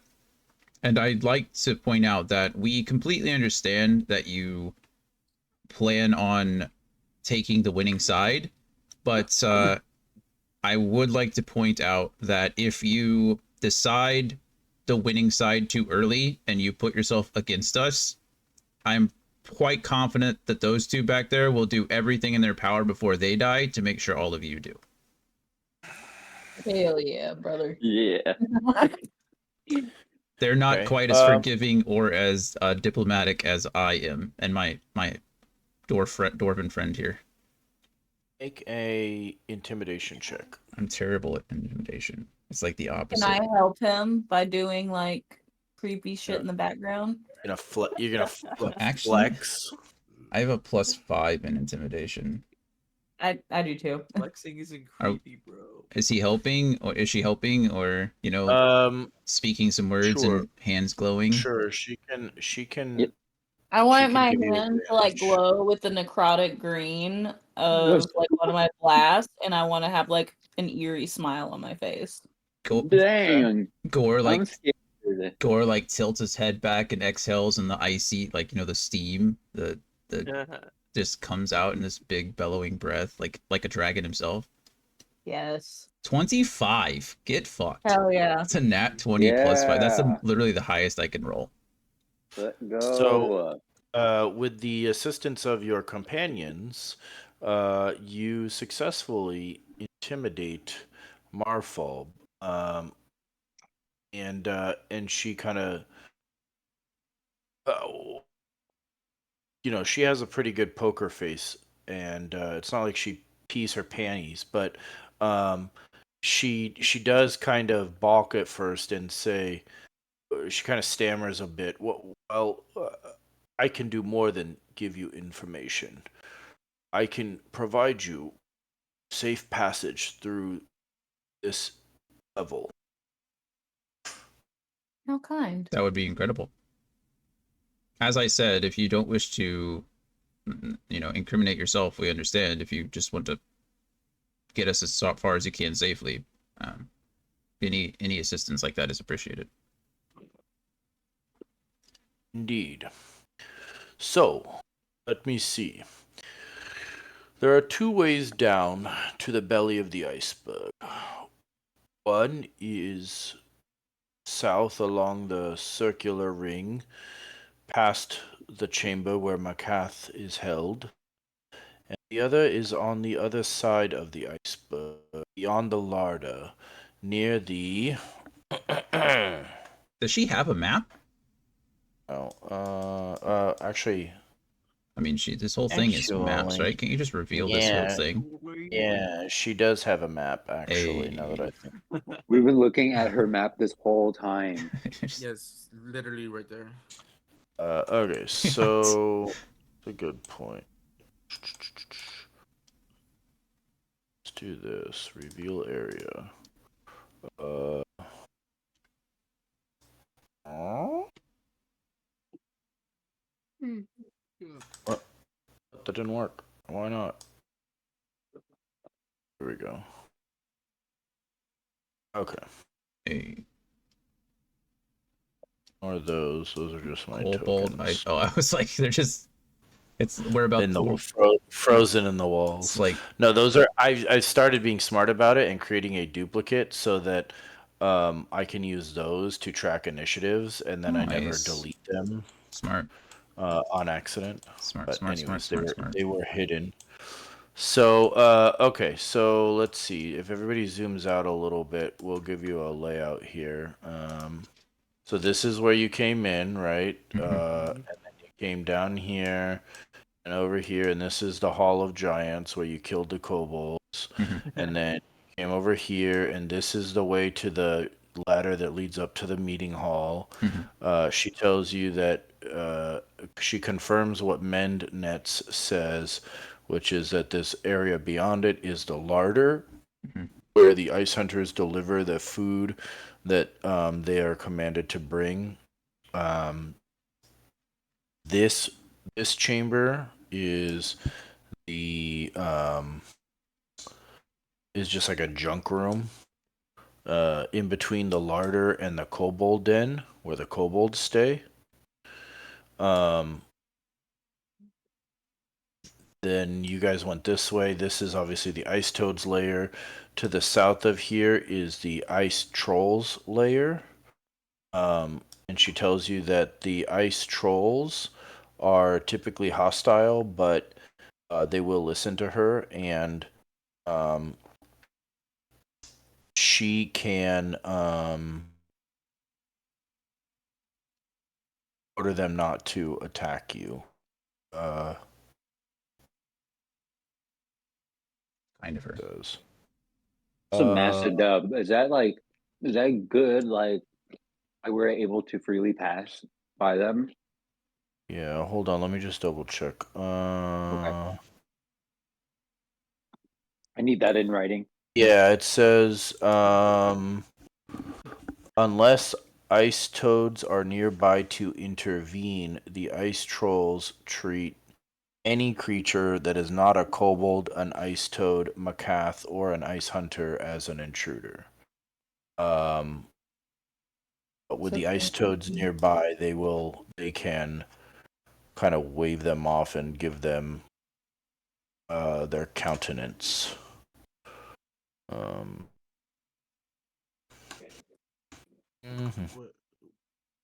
Where's Macbeth? Yeah, so that's next. So this is the ice toads, this is the ice trolls, and then as you continue going counterclockwise around the circle, this chamber is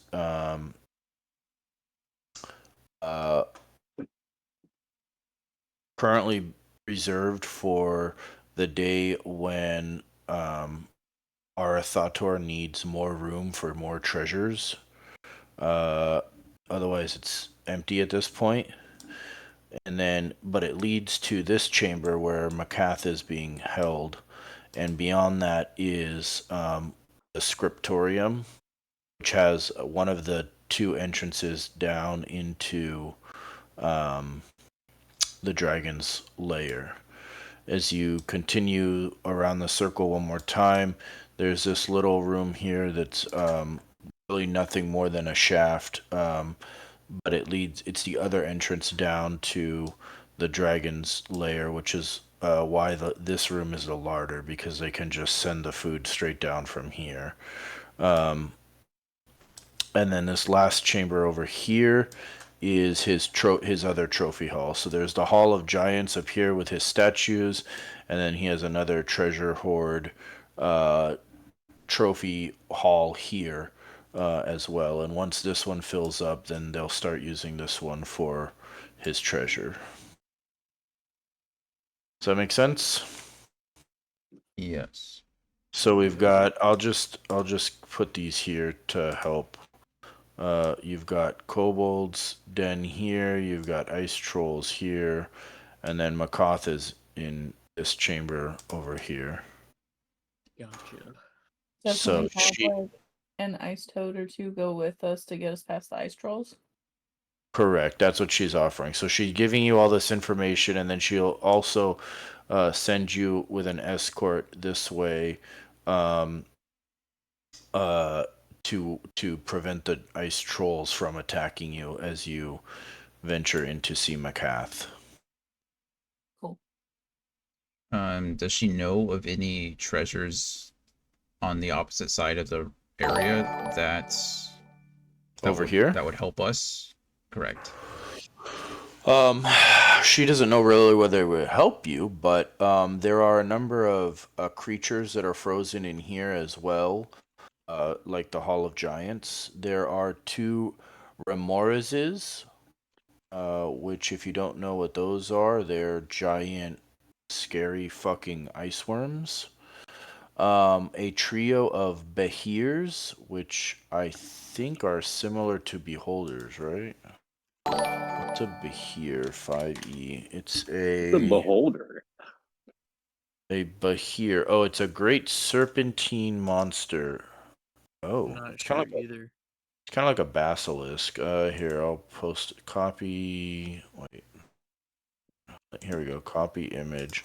So this is what a Hey everyone, Behir thank looks you, hear me, like. but thank you so much for the raid. I really appreciate this. Whoa, This is awesome. I appreciate you guys. My name's Uh, Jonathan, you've by the heard way. tales of them. They are big, We play scary D&D Wednesday serpentine afternoons and lizards with Thursday 12 evenings legs and play and electrical games, breath. other games throughout the week. Thank you So guys so there's much for being here. Thank 3 you for the of follows. Thank you for those. the raids. There's I 2 really do appreciate it. Remorazes. I might as well post a picture of those too. I try not to talk Remoraz so much during 5e. the game These because are I'm supposed to be paying attention, but not fun to tinkle truly, with. truly, thank you. Oh no, not the Session's going tinkling. really well so far. Appreciate you guys for Copy stopping by. image post. That's a Yeah, Remoraz. thank you guys. No, I really do. that's not a Remoraz. Really do That's appreciate you another guys being here. Behir. I'll talk delete more if you stick around. message. I This promise after we're done is talking, or if we take a break, copy I will image address. do my Will best to that interact work? more. But Maybe. There Yeah. we go. That's a Remoraz. Welcome. It's like a Oh, giant. that's the fucking nightmares right there. Yeah, it's like a giant ice. It's a huge monstrosity. It's a giant ice worm thing, cobra thing. What else is down there? She tells you there's 5 abominable yetis and a giant squid of jaw-dropping size. There's also a complete long ship on display down there, which will not fit through any of the iceberg's entrances. It was painstakingly disassembled outside and reassembled here by the kobolds. Um, there's also obviously a treasure hoard, including gold and jewels, um, silver pieces, etc. But there's no items or anything like that. Okay. Okay, that's fine. Then yeah. Mm. I think as always, our primary goal is to secure McCath. So if we know where she is, we should probably go there first, whether she can help us or also provide us with information. If she's been kept by our theater for this long, she might know something about him. I have a question potentially regards to our Thautor and the mate. Like, are you familiar with their scheduling? Like, they must come and go from their lair. They're not here all day, are they?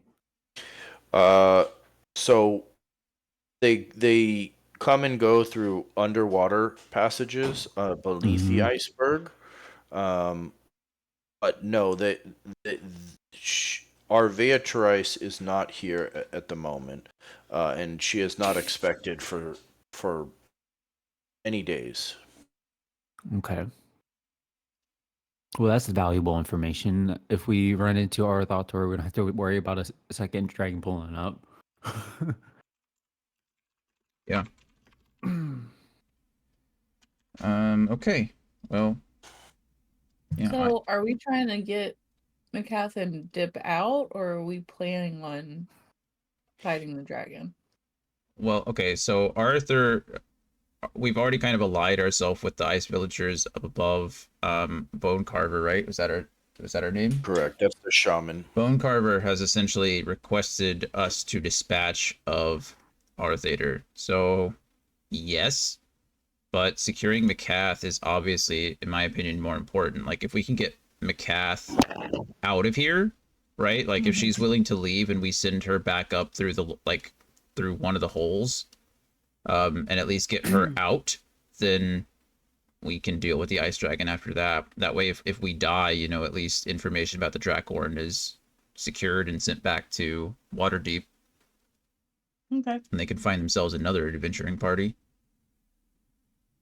Also, I guess Orbital Whale might not be the best idea if he's using underwater passages to get in and out of the iceberg. Drowning him is probably not really the best option. I don't know. Right. Okay, so if we're considering going there, are we thinking confrontation or covertly? Because obviously we will have some struggles doing it covertly, but there are also going to be our own struggles with confrontation. As we've already come to discover, we don't really have a bartering chip of sorts. Oh yeah. I think if we're going to have to fight, we're gonna have to fight him. I don't necessarily think we need to try to take the most direct approach. Like, if there are ways to, I don't know, surprise him, I suppose that would probably be our best bet. But Well, that's kind of what I was thinking too. That's my thought. What is everyone else's thought on this approach? Like, Let's have them drop food down the food hole so it's distracted, and then we fuck it up from behind. we fuck it from behind, and then when we're fucking from behind and it turns aggro, we drop down the food chute, and then we behind fuck again. Thoughts? hey, remember, didn't we talk about the Ant-Man theory? Ulfgar could just dive straight down the gullet, and then giants might right in the middle of him. Indigestion. Indigestion, destruction. Yeah.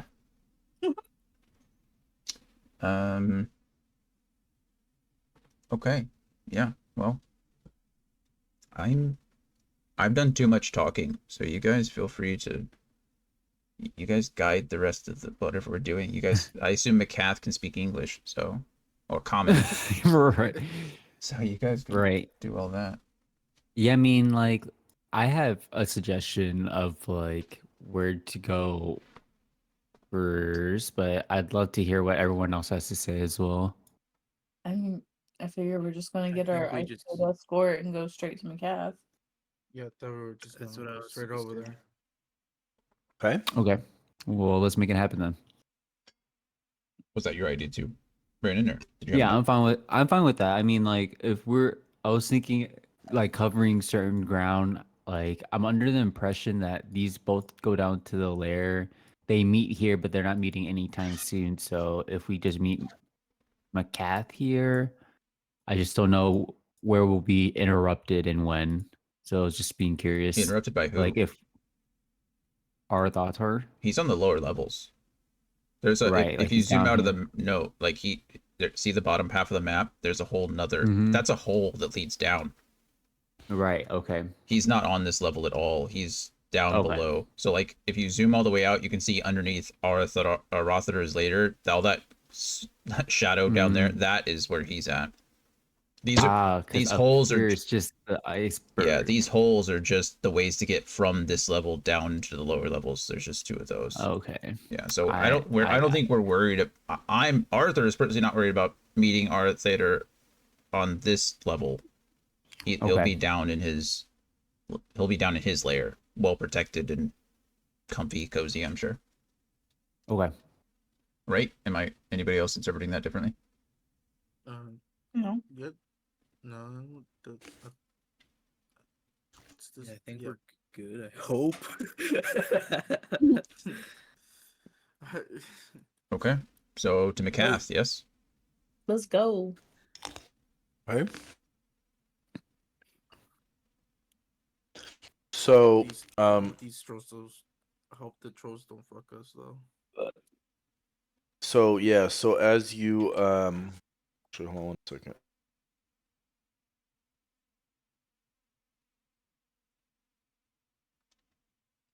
Okay. Where's the ice so- toad escort? It's assumed.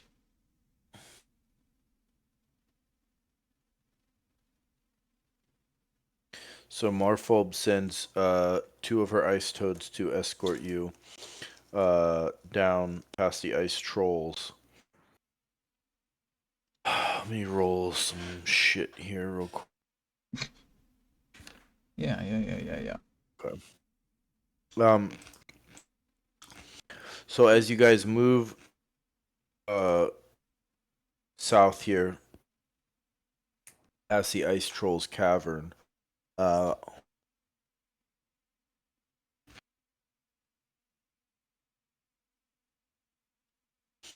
you notice that this cavernous chamber is filled with a drifting mist that shrouds a field of pillars rising from floor to ceiling. Muffled silence beyond is broken only by the sound of running water, magically flowing even at the sub-zero temperatures as they course thickly through the hollows beneath the wind-driven icy snow. From the entrance, only swirling fog can be seen, and only the wind can be heard. The ice toads look at you, and in Uluik, they warn you not to enter this chamber under any circumstances. Sure. Mennet seems to cling to this wall here as he slides past as quickly as possible, clearly terrified of the ice trolls that he spoke of before. I follow suit.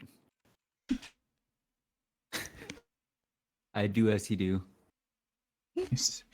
Maybe this is a secret ice troll evasion technique. Exactly. You never know. When in Oya Vigaton, right? Only how exactly.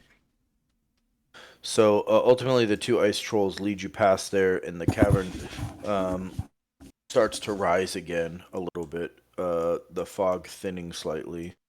From as you leave the ice toads layer, you see here it dips down, and this is an area where the fog is densest. But then you start to rise back up again here, and it thins out a little bit. Visibility is still poor, but it's certainly less. The fog is less thick. In any event, go ahead and position yourselves in this chamber here. Facing this way, or what? Like here Yeah. at the door? Or... Yeah. I mean, wherever. As you guys enter in, that's fine. I'm just gonna give you guys a little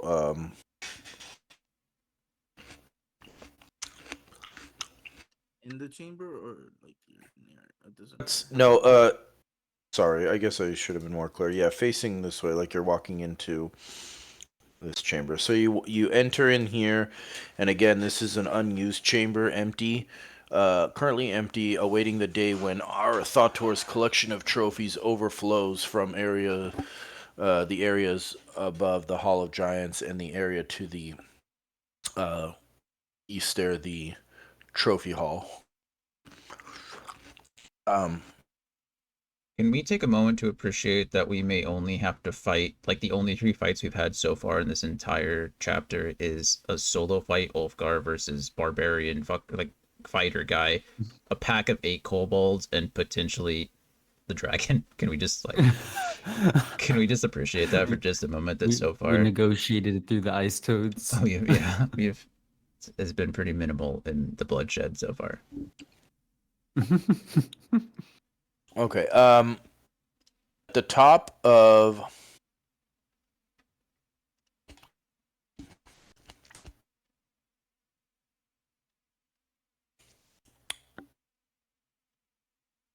Okay. Sorry. So Oh shit. How would you do that? Hold on one second. I I'm realize I have holding. to holding. Hold on one second.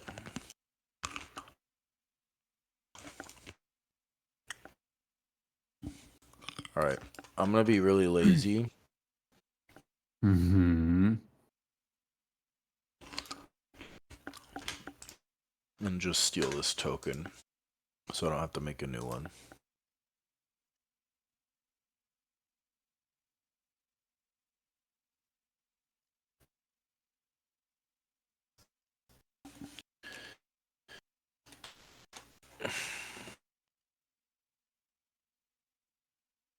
Okay. And then I need 2 of those.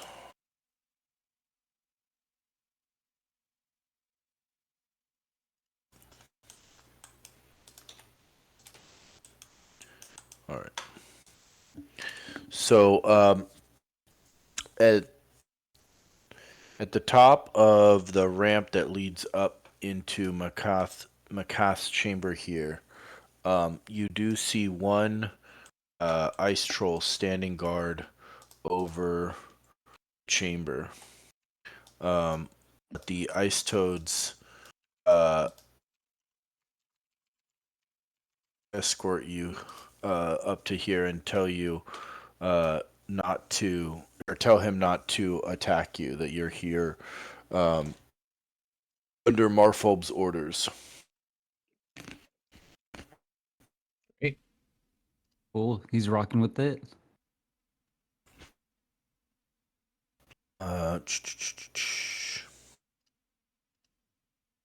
Tell me the text says he's rocking with it. It's true.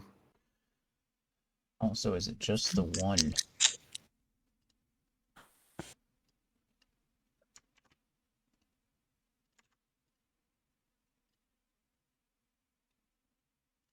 All right. So go ahead and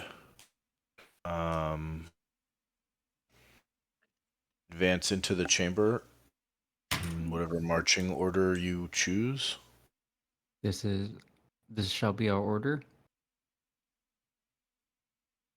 Sure. Are you guys okay with this order? I feel safe this way. Yeah. Okay. Um, the empty ice floor of this chamber holds a most unexpected sight. A large shelter is seemingly built of scraps and in the style of the tents used by the desert nomads of Kalimshan, some 2,000 miles to the south. The shelter He's a is man. made from Sorry, I'm listening. Go ahead. the shelter is made from huge tapestries and carpets draped across a frame of whale ribs. It stands 8 feet tall, 20 feet wide, and 30 feet long. The bottoms of the walls drape down onto the ground, leaving no gaps underneath. The tent has no obvious entrance, but a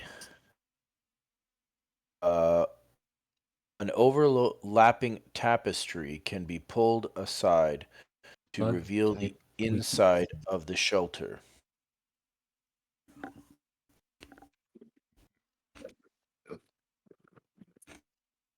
As you approach the shelter and open it, see that the interior is surprisingly warm thanks to a small stove, simple lamps burning aromatic whale oil. Carpets are heaped on the floor in thick layers, and tapestries from every culture in Faerun hang suspended from a sturdy frame of whale ribs. Books and scrolls are stacked neatly on tables and reading stands made of hide and whalebone. The only furnishings in the shelter not made from these natural materials are the carpets and tapestries, and a portable writing desk that appears to have been taken from a sailing ship. Seated at the writing desk is a female tiefling wearing a blazing crimson cloak over tailored furs. The cloak is fastened with a silver and ivory brooch bearing a design reminiscent of a stylized branching tree, a symbol of the arcane brotherhood. Two kobold attendants stand nearby, glancing nervously between you and the tiefling. After a few moments, the tiefling looks up with an expression of pale disinterest and asks, "Have you come to save me or kill me? Not that there will be much difference between the two." What the fuck? Oh,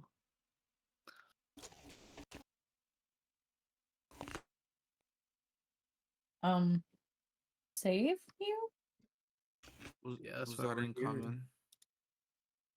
Yeah, can we all understand that? Yeah, I was see. that in common? Yeah, that was in common.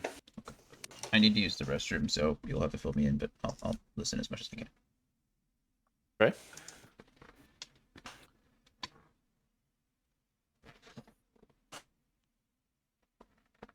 And Have you bonus come to going. save me or kill me? Not that there will be much difference between the two. No, we're here. We're here in accord with the council. We're here to save you. Council. Yes, of Waterdeep. The Council of Waterdeep has arranged for my rescue? Yeah. Yeah.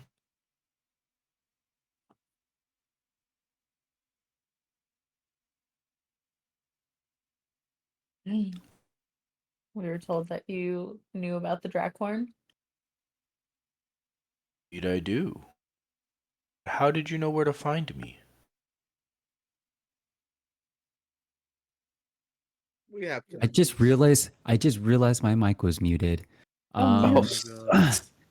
I was talking this whole time too. I was like, you guys were asking basically the same things, but um, Happens to the best of us. yes, Apparently to the Drakhorn worst. important. We were informed of you last of your whereabouts being here, and I'm sure you're aware that the Drakhorn has also been making its presence known. So, I mean, I guess what do you make of it? I mean, I'm sure you're not learning as much as you can down here, but what what purpose are you meant to be serving for Arathator down here? When my companions and I arrived here 3 years ago, our Thautor killed them all without a second thought. 3 years. Oh yeah, I Damn. forgot to tell you that. Is that why we saw those people frozen? Frozen peeps? I can't say without seeing the bodies myself, but I would not doubt it. You do be freezing. In any event, I was lucky. Our Thautor recognized a symbol on my brooch, and he knew that I was from the Arcane Brotherhood. Why is it?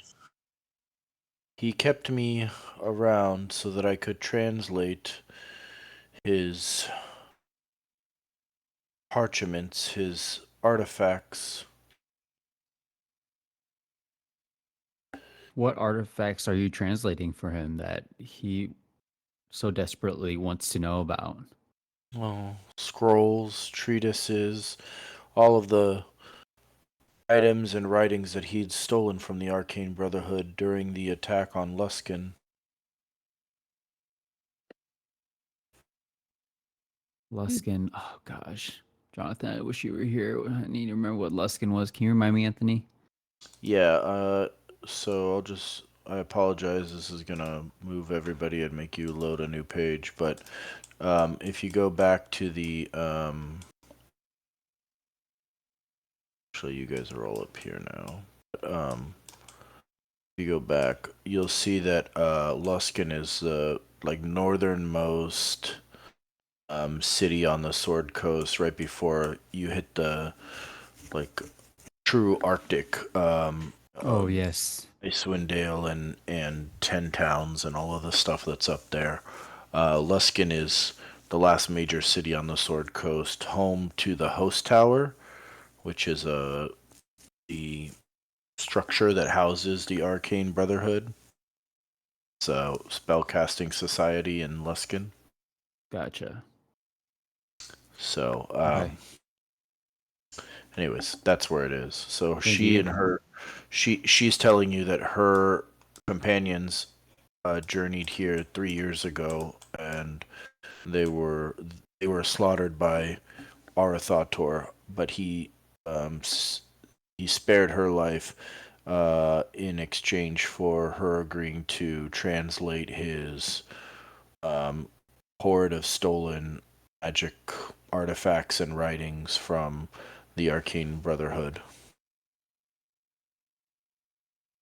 And you continue to serve him in your attempt to preserve yourself, is what I'm understanding.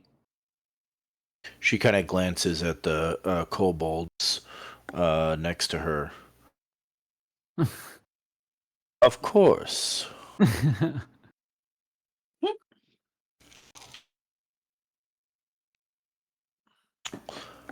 For their And part, that the kobolds do appear quite nervous, but they haven't made any hostile act towards you. They seem intent on watching Macath and making sure that no harm comes to her. Can we like try and tell the kobolds that they've been ordered to go back to their quarters? Sure, go ahead. You can make a. I guess that would be like a deception check, right? Sure. sure.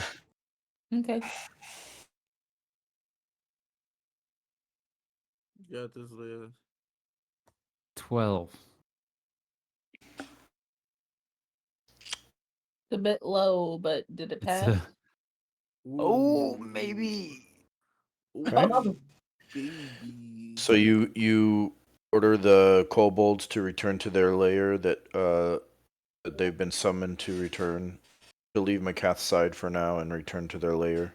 and they kind of glance at McCath, and she nods, and they both depart.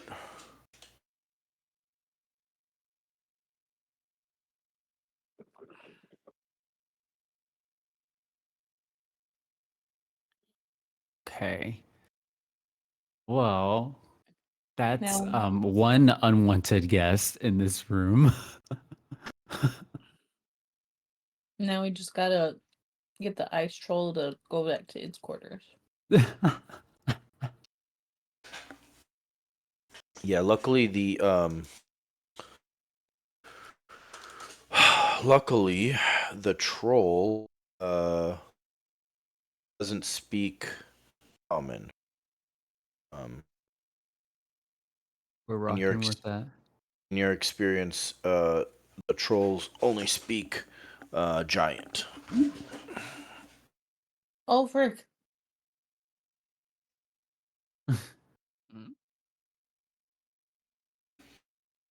Wolfguard speaks giant, right?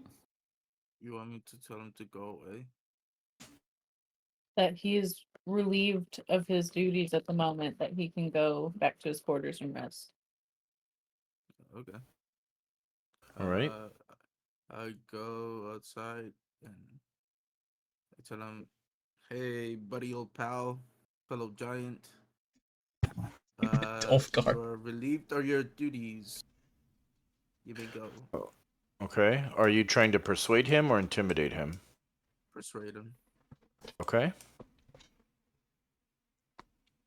Good thing you're persuasive, right? Maybe you're more intimidating. I have +2 intimidation. I mean, I can And talk to him -1. telepathically because we don't have to share a language for it to understand me.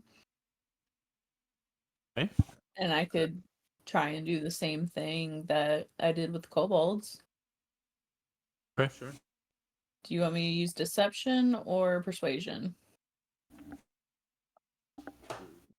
Whichever has the highest modifier now. Okay.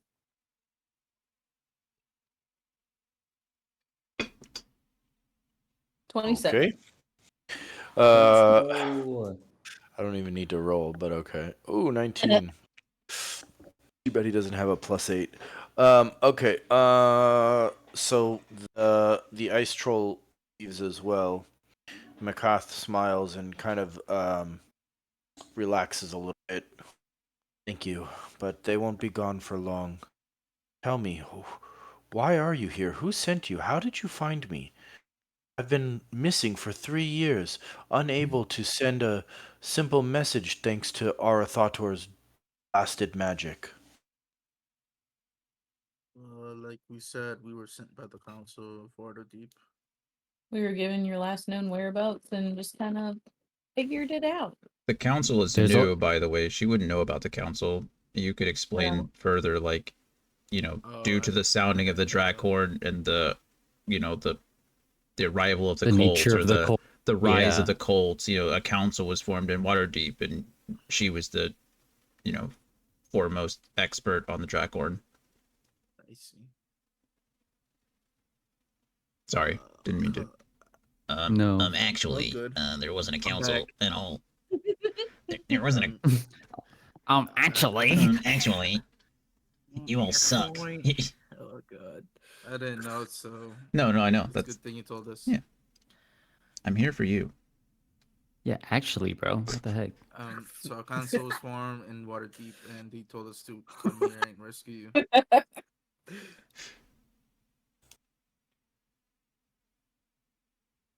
Aw, you beat me to it. Darn it. Not the That's the- titties coming off the That's frame, the bro. That's classic crazy. scenario. They are, The aren't they? 3D. The 3D. Hey yo. It's funny. I'm sorry. Where were we?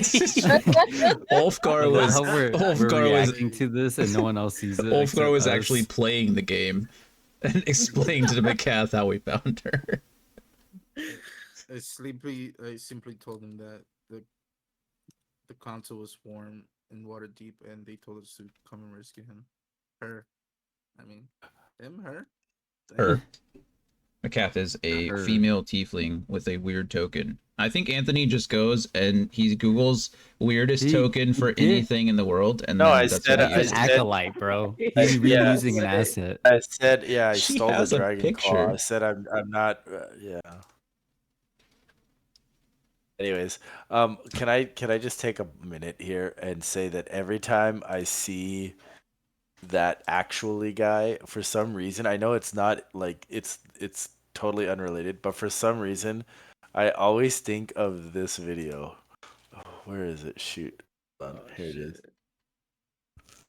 Hold on, share, copy. For some reason, I always think of this video. What? Not Boogie. Jesus. Oh, Have you Boogie. have you guys seen that? No, I haven't. But Oh, you gotta watch this. It's so funny. Just like fast forward like 20 seconds or something. How do you not have an iron? You're the fucking Iron King of this entire goddamn game. Alright, I don't give a fuck. Can you hurry up then so he can go and he give me a fucking iron, please? God. You are the slowest Catan players I've ever fucking played with, by the way. Give me a fucking iron, please. I've seen this video. Oh my fucking god, Jacob! Why did you roll fucking 7? I got like fucking. Look at all these fucking weeks! What do I have to discard down to? Oh my fuck! I have like 9 cards! Is that 6? Oh my fuck! God damn it! Take the fucking weight! Take the fucking weight! I have like 9 cards! Is that? Oh my god! Oh my! You can't fucking. Why are you fucking stealing from me? Steal from him! He's at 8 points! How many he's fucking at? Are you fucking kidding me? You can't fucking quit. We've been playing for 2 fucking hours. You don't get to quit until I fucking win, Jeff. You can't What fucking. in the F, bro? You can't fucking.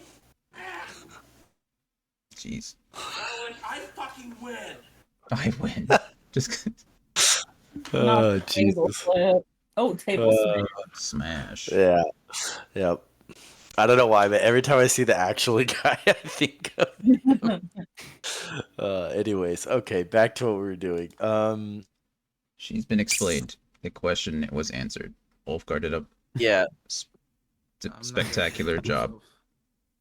Yes. So you inform her of the council and that that her last known whereabouts were given to you on a mission to find her, to retrieve her, hopefully, and learn about the fate of the Drakhorn. She will tell you that the Drakhorn was here when Makath came to Oya Vigaton 3 years ago. However, a group of humans wearing distinctive robes came to the iceberg half a year ago. After negotiations with Arathator, they took the device away. She describes these distinctive robes as the regalia of the cult of the dragon. Of course they are. Sons of bitches. In addition, Makath can tell you about the Drakhorn itself, for she is studied in it. Yeah. It is a wondrous item, Of course. and it is not common. It's not uncommon. It's not rare. It's not very rare. It's not even legendary. It's an artifact. It is unique. The Drakhorn was a gift from Tiamat herself in the war between dragons and giants. It was once the horn of her ancient red dragon consort, Ephelamon. There we go. Oh, I'm not typing in. Sorry. Ephelamon. Phelomon. What is a red giant consort exactly? A Cons- consort is a mate. It Ah. was Tiamat's boyfriend. It was once his horn that she gave to dragonkind to help them in their war against the giants. It is a signaling device, which you knew, and it is so large that it requires two medium creatures or one large creature, large or larger, I should say. If one large or larger creature can hold it, or two medium creatures can hold it, while another actually sounds it, just like my making the penis. No, wait for it. Yes. Yes, Hey, sir. Adam. Yeah. Making the earth resonate to its call. The horn has been the horn has been blasted with fire into a dark ebony hue, and it is wrapped in bands of bronze with draconic runes that glow with purple eldritch fire. Okay, hold on. My understanding of this is a little confused. So you're saying that this is a gift from Tiamat to her red giant mate, her No, Her consort. dragon. Okay, It's hold a on. red dragon consort. no, it was a gift from Tiamat to all of dragonkind. Okay. It was crafted from the horn of a Phelamon, one of his horns off his head. Okay. Not below the belt. Yeah. Um, I just want you to know and every time Not you there, say Jonathan. Tiamat, my cat like lifts her head up and looks. he And looks up. That's so yeah, cute. it's adorable. I feel bad. What's the other one? Lilith. Lilith? Lilith. Yes, yes. The one I tried to petition for its name to be changed to Lolth, but that was No, denied. That was she's racked vetoed. out with her dad right now. It's just me and Tiamat in here. Yes. So it's a gift from the five-headed dragon queen to all of dragonkind to help them in their war against the giants. How would it help Um, them? say that again. Sorry. How would a horn help them? Because it's Because it is a magical. signaling device. It is a signaling device, and it is It's a the large signaling device. it's like a BG3 war drum, but Mhm. Yes, bigger. yes. Causes the effect rally. It's Yes. like you know how you get Lump's Warhorn and he'll come fight for you. Yeah. It's like that. Is- Oh, I never used that. Should have used that. Never I mind. Me know. neither. I I'm never not do going Neither. to either. right now. I'm going to. The low moaning drone of the Drakhorn discomforts normal animals within a few miles, and it alerts all dragons within 2,000 miles to rise and be wary, for great danger is at hand. Coded blasts were once used to signal specific messages, think like Morse code basically. Mm-hmm. However, knowledge of those codes has been lost to the ages, even for one as well versed in the item as Macath. However, those with knowledge of the Drakhorn's history know that it was first built to signal danger to chromatic dragons, a purpose that the cult of the dragon has corrupted to call the chromatic dragons to the well of dragons from all across the north.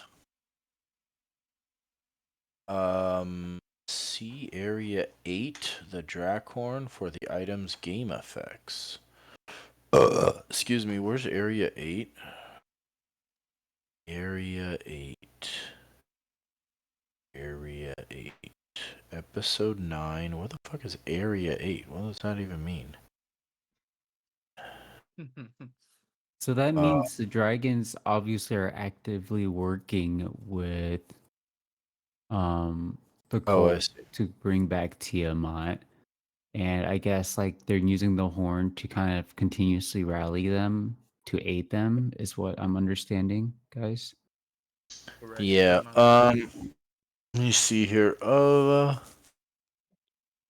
da, da, da, da. So, so I guess from what I'm gathering is we're not hearing the sound of the Drakhorn. We're feeling the effects of the Drakhorn while it's being sounded across Faerun. Is that? Yeah, it that's right. It like makes the earth itself resonate, almost like similar to an aftershock of an earthquake or something. Yeah. I mean, 2,000 miles is a long ass distance. Yeah. So the cult of the dragon has essentially come here, ordered for it from Arathator, taken it to the Well of Dragons, and has now been sounding it to call all of the chromatic dragons to the well. So I need some clarification. Can you go back to the world map for me, please? I can. Because we found the Well of the Dragons, but it was way in the effing south. So are we to or do we to assume that this down here is not correct? This is correct. It is here. Okay. Well, why? So that's where the sound is coming from, ideally, or essentially, is what we just learned here. Yes. Okay. I don't know why. I feel like it keeps referencing the north. It's like way down here, southeast corner, directly east of Baldur's Gate. Yeah, no, the Drakhorn is summoning all the dragons from the north. Okay, got it. Well, I mean, I guess it would summon all of them, but sure. Mountains, north. Got it. Cool. That's it. Thank you. In fact, it's summoning dragons from 2,000 miles all around. Sure. There's not actually a scale. There's no legend on it has a scale, but we can figure out later. You could always use this one. There's very well detailed maps of Faerun. Continue. The Sword Coast interactive map continue as a guest. Yeah. Yeah, so the entire bar is 500 miles, so it's 4 bars. If you go into settings, you can use a measuring tool. Where is gate? There's okay. Sunset Mountains. Okay, so it's like, yeah. It's basically just north of the Marsh of Toon. So it's like, yeah, okay, I see where it is. And so it's 4 of those. I mean, it's only like 1,000 miles from the Well of Dragons all the way to the northernmost point of the map. Right. So it's summoning them from far. It's summoning basically all of Faerun, right? Okay. So that's what she tells you about the Drakhorn itself. See what else can she tell you? She tells you following.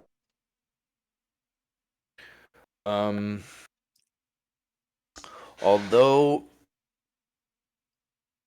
she has accepted her fate as a prisoner of Arathator's,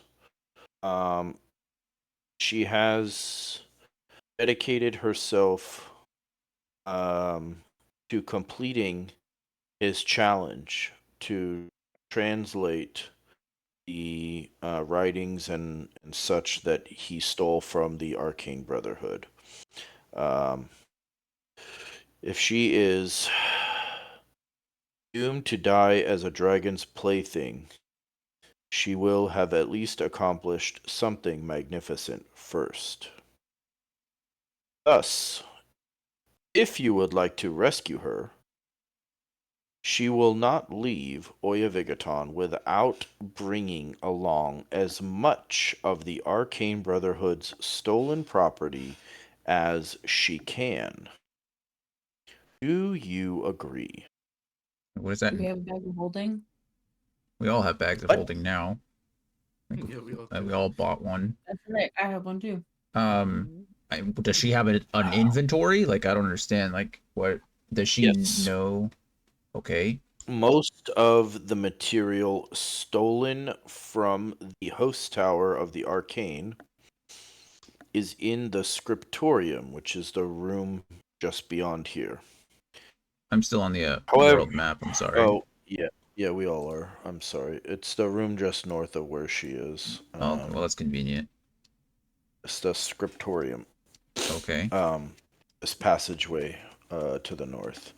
Most of the material stolen from the host tower is located there, but a few items might be in Arathator's lair.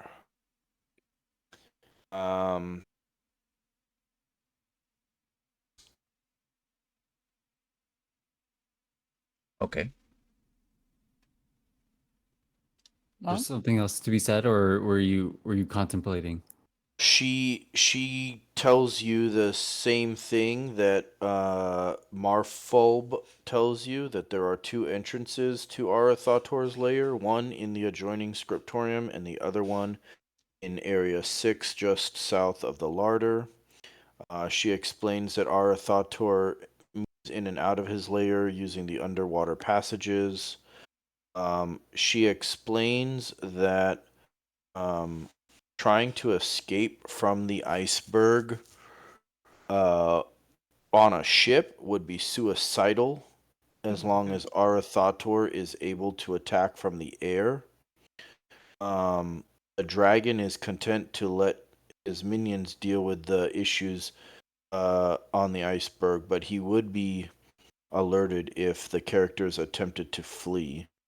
And even if he is not alerted by any of the dragon's servants, her absence would certainly be reported within a day. And when that happens, the dragon will come looking for her and whoever helped her escape.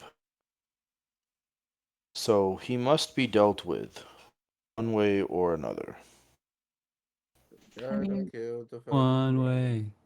Oh, If if we Mhm. if get him you out of his lair, wouldn't it be better to fight him out and about rather than in his little home place? It's hard to say like what his battlefield looks like. Odds are it benefits Don't dragons him have in some like way. special perks for fighting in their lair? Out of character, yes. Yeah. In character, we Yes. don't know. We've not technically fought an ice dragon in their lair. Hmm. I mean, it could be possible that Macath could tell us that. So, but Yeah, McCath.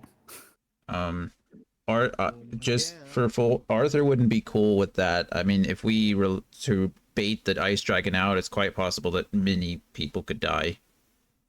I mean, the ice villagers up top, the ice hunters, they would be fleeing for their lives, and it's not like, I mean, they would just be picked off. Mhm. Yep. That's Yep. true. So keep the fight downstairs in the lair. Keep it there in the lair. Seems like Depression. the best Also- option. also, I'm not convinced that he gets layer actions. He definitely gets legendary actions, but I don't. He doesn't think get he layered gets- actions, but he gets actions in his I lair. mean, you're not going to hear me complaining. Me Mm. either. I'm not going to. Sure. You It promise? just says. It Pink- just Alright, says he's can an we get that adult writing? white. You dragon. pinky swear? 'Cause- It just says he's an adult white dragon. There's nothing in the whole thing on his layer about any legendary actions. Do adult white dragons Wow, really not this- have legendary actions? Layer Or actions. layer actions? Adult Oh white dragon. no. Like, don't look it Will up. we ever do? How will we ever move on? A white dragon's lair. White dragon's lair is they figure out a legendary white dragon's innate magic. Da, da, da, da, da. A white dragon on initial count 20. The dragon takes a lair action. I guess he does. Never mind. I guess he does. Damn. Can we just pretend that you didn't say that? Can we just pretend you didn't read that? Yeah. Actually, Shut the fuck up. Hey. Nerd alert. You guys don't get to quit until I win. yeah, okay. Hey, here's the if we rush the dragon right now, Anthony don't have enough time to read about layer actions, so we just need to go fucking. You won't On be. next week's episode of You Dragon won't know Ball how to Z. use them.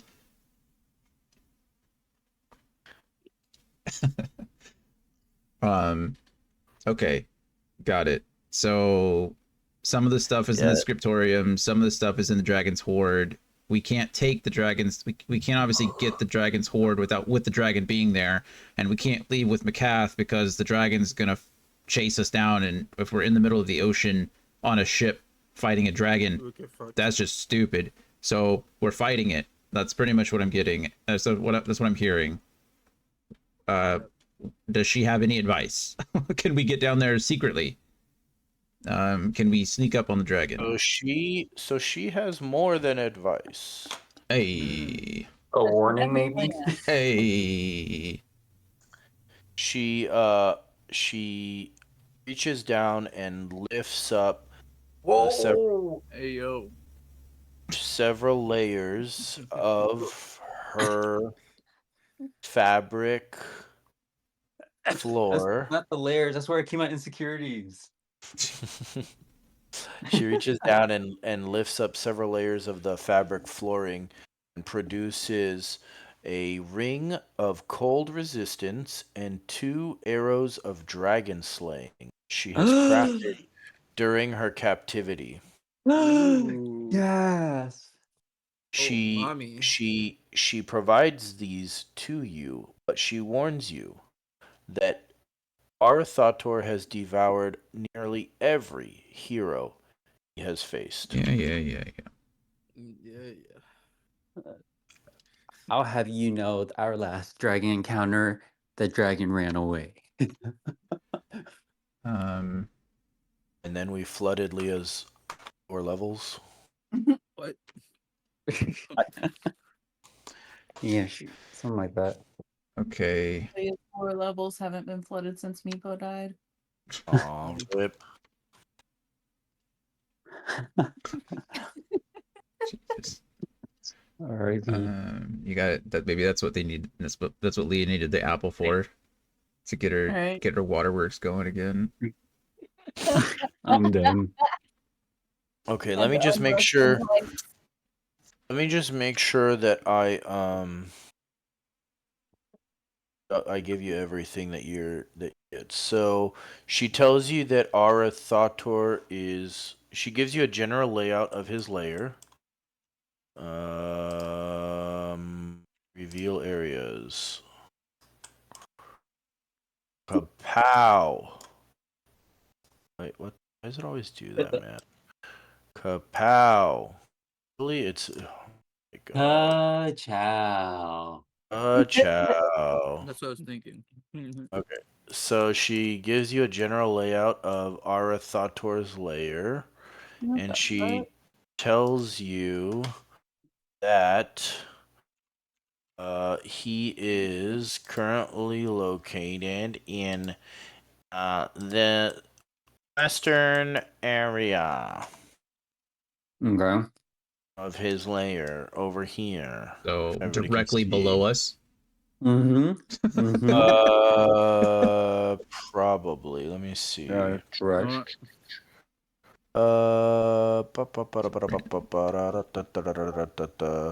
So the hole in the scriptorium leads to this area up here.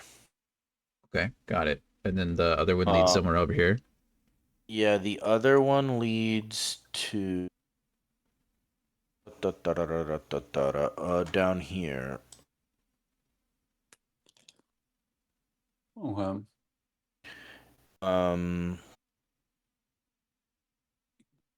Yeah, so the one south of the larder leads over here. The one in the scriptorium leads over here. The dragon's currently over here. In addition to that, she tells you that where is it? Okay.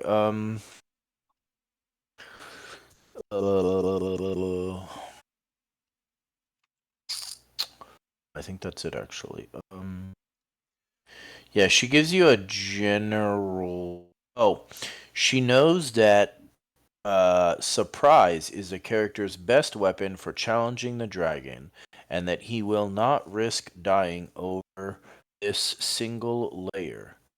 Although he would hate the idea of abandoning a home with its treasures and trophies, if he is bested by the adventurers, he would flee to one of his other layers.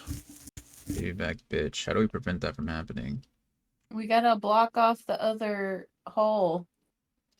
Well, he uses underwater layers.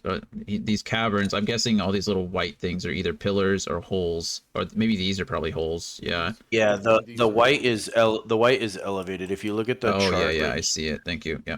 Sorry, I wasn't. So all the white is like the high points, and then it goes to the lower points. Yeah. So there's like this is the high, like this is the highest point, 24 feet up. This is the next highest Yeah. point, 16 feet up.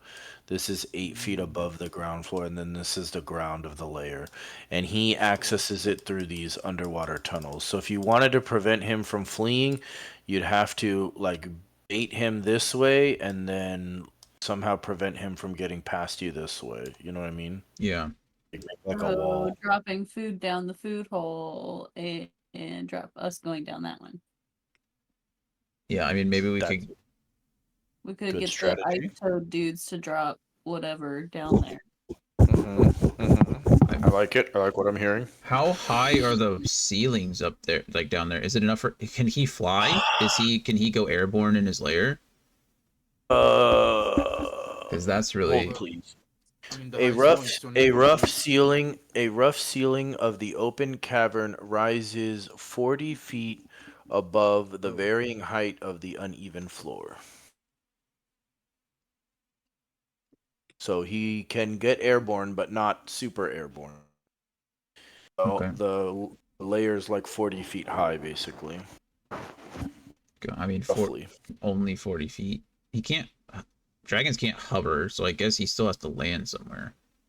So even if he flew, he'd still have to go somewhere. Mm-hmm. Well, I mean, I can't say that. We've not experienced that. It seems like every dragon we've encountered, they were either the first dragon we encountered, I guess, was flying around the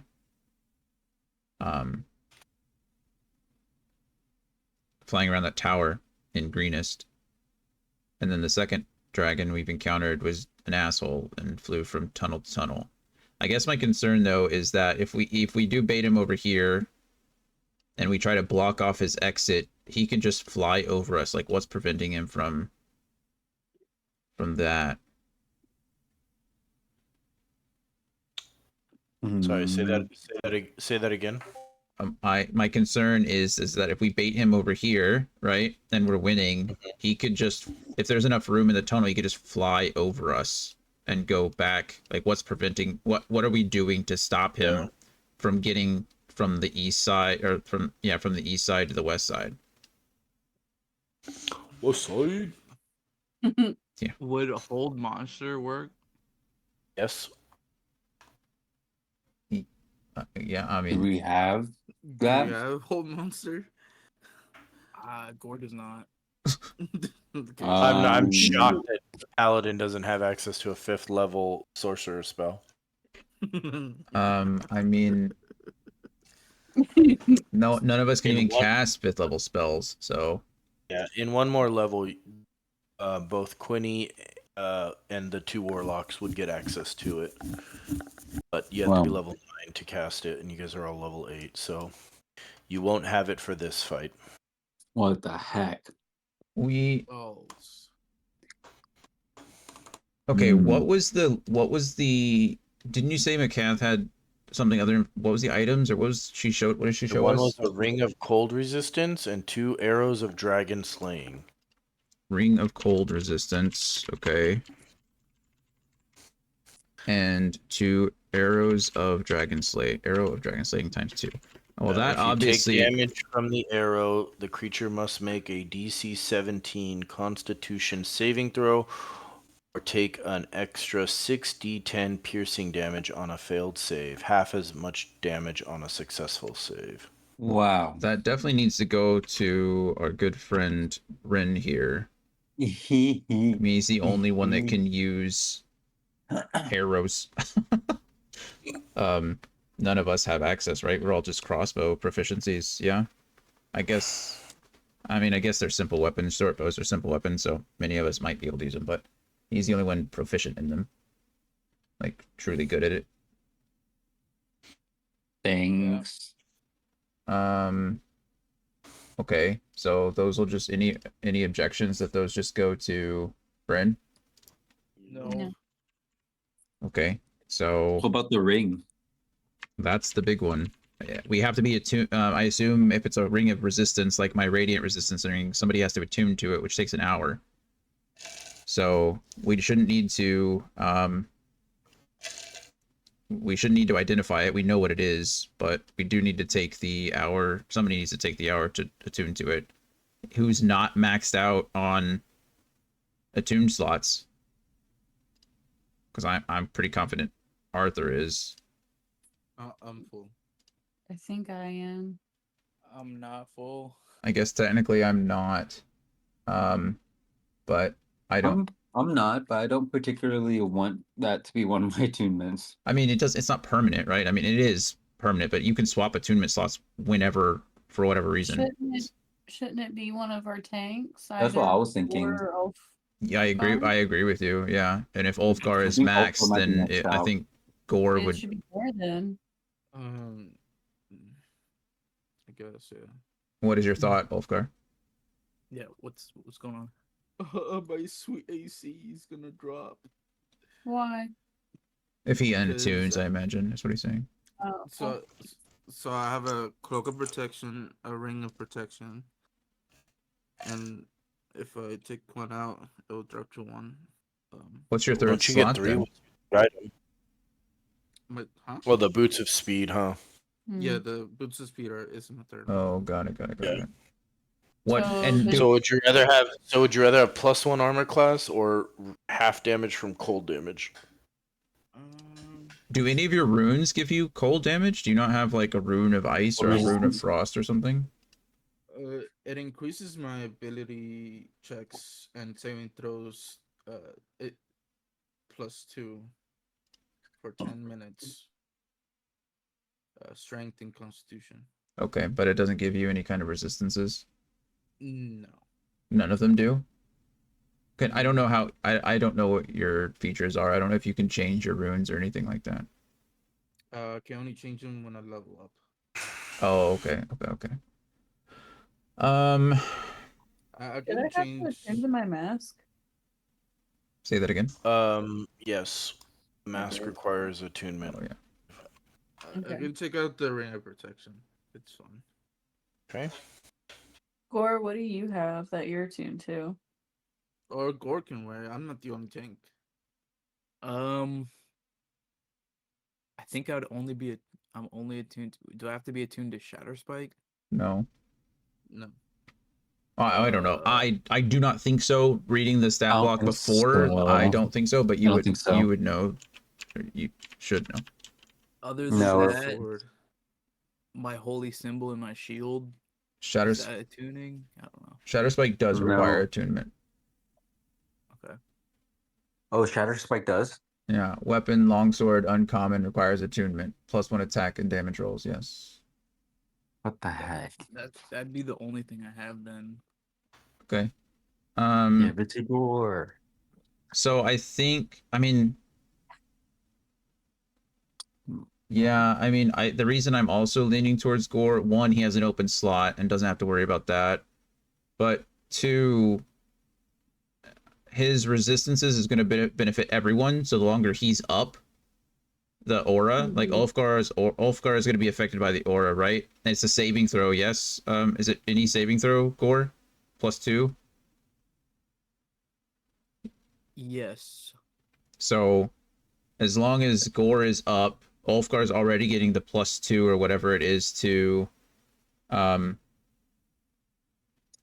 it's your charisma modifier. So whatever your charisma modifier is. So there's that.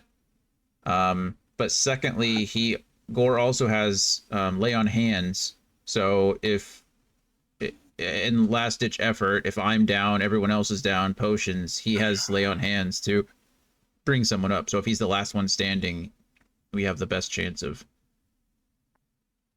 still surviving the fight. So my vote is Gore, personally. Yeah, I would say Gore. as Okay. well. Yes. Gore it is. Thank you. Congratulations. You now have a Gore. ring of cold resistance. Your consent doesn't matter, Gore. So from this moment on, Gore, start attuning to it. It still takes an hour. So I am attuning. perfect. I just see him on the ground. I staring at the declare ring. attunement. Should I be looking away? I don't know. Is this personal? Just caressing it.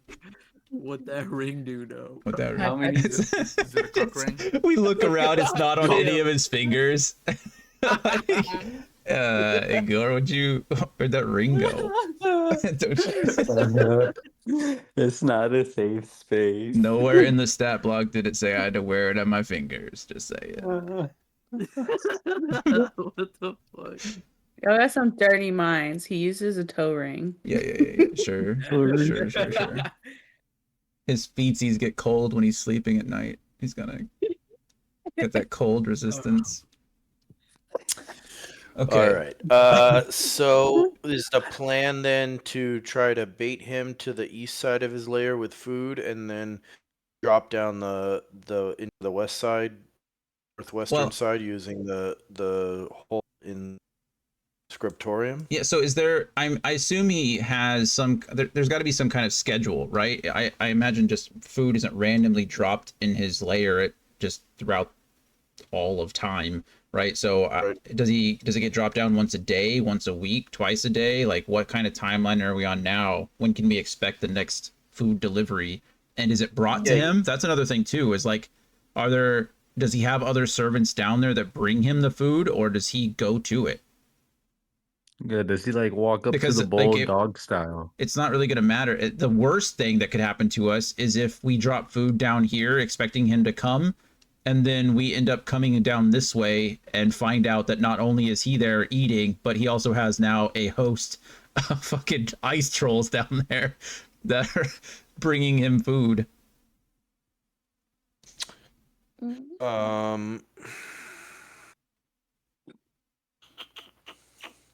He's like, that's too many questions.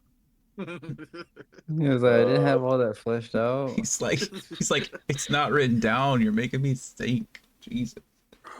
I'm just trying to read to make sure I don't Miss fuck anything? something Yeah, else up. I get it. Been there.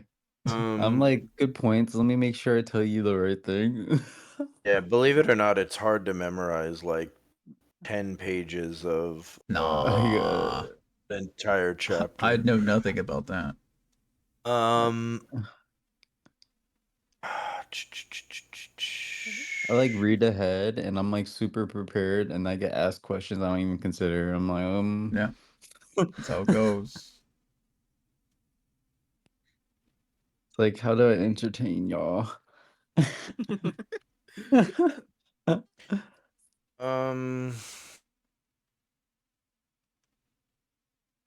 Pickle.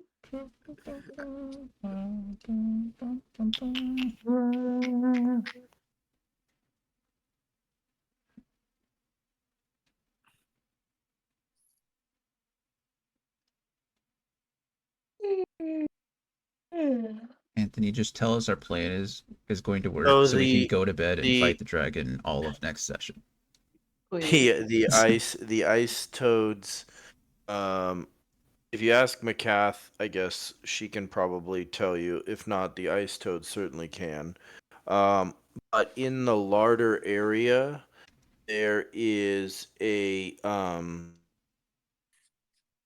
are several coils of rope, spikes, and a few pulleys. Mhm. And that the kobolds use this equipment whenever something or someone needs to be lowered down into Arathator's lair through areas the area where the chute is over there. So the answer is yes, they put food down this hole. Yes, it's lowered down with a rope. The kobolds do it usually. Ice hunters bring the food down from the surface and deposit it in the larder, and then the kobolds retrieve it and send it down the chute when it's time. As far as the actual time itself, it doesn't say, so I'm gonna go with the dragon probably eats at least twice a day when he wakes up and before he goes to sleep. Perfect. And we came in the middle of the night, so ideally it's going to be in the morning when he gets his next delivery. Right. Perfect. No, it's morning right now. No. It will be morning shortly. Dang, adventuring for that long. Yeah, we really Yeah, I been mean, you guys. because when we came down here it was nighttime, right? We were getting ready for bed. We ate dinner. We were poisoned. Then it was getting dark. Then I thought it was the other way around. I thought we went to sleep. We left in the morning. we never slept. We've not slept since Oh, yeah, we've you guys gotten never here. slept. We got off we Oh. got off the ship in the morning, traveled Yeah, to you the short- village. You short rested. rest, poisoned, Okay. recovered, left. Yeah, it is nighttime. It's the heart of night. Yeah, it's you guys descended down Can we into this just say area. it's like an hour before breakfast, so by the time Gore's done attuning, we can get this. I mean, Yeah, I it mean, sounds you like we'll guys have plenty of yeah, time. Yeah. yeah, you guys have plenty of time to prepare. If there's any other spells you want to cast before you go down, any rituals you want to re-up or anything like that, that's fine. You'll have plenty of time. I was suggesting that if you guys went down, around 10 or 11 at night, you guys have probably spent, I would say, hour, 2 hours down here, exploring, talking with Marfolb, now talking with Makoth.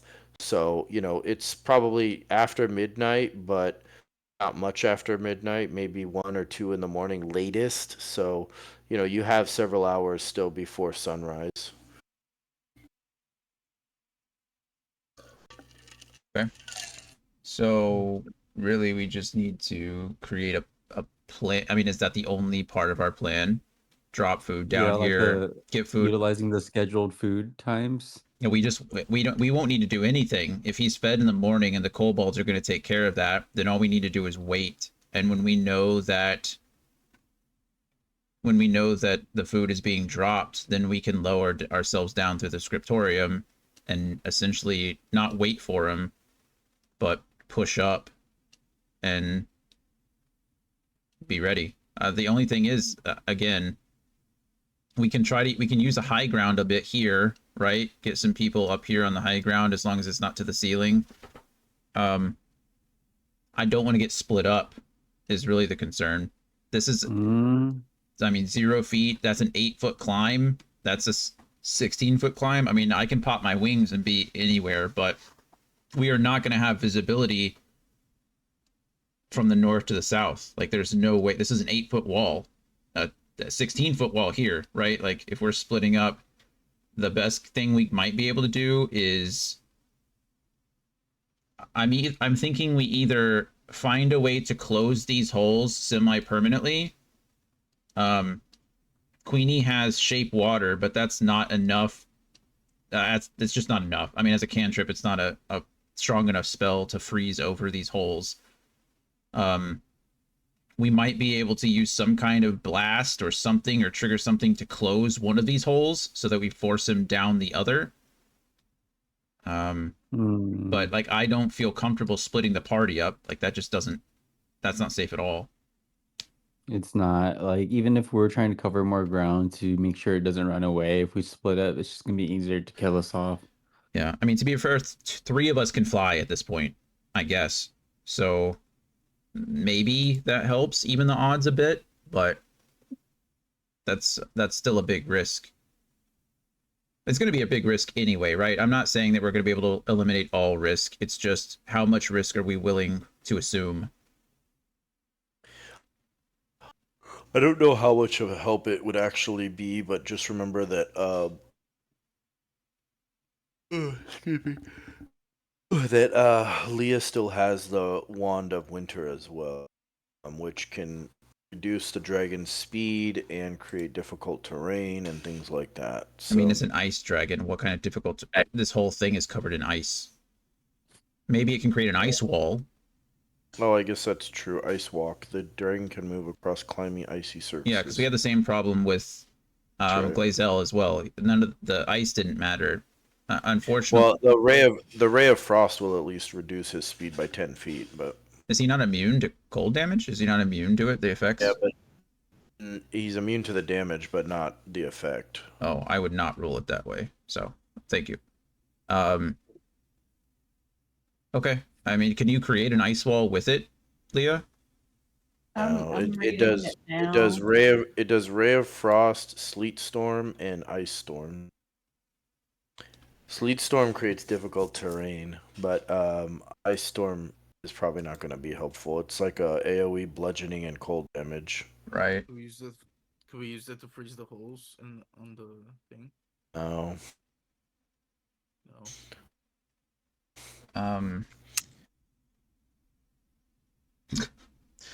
All right. Well, you guys have a week to strategize, but let me just give you a few more details so that you guys are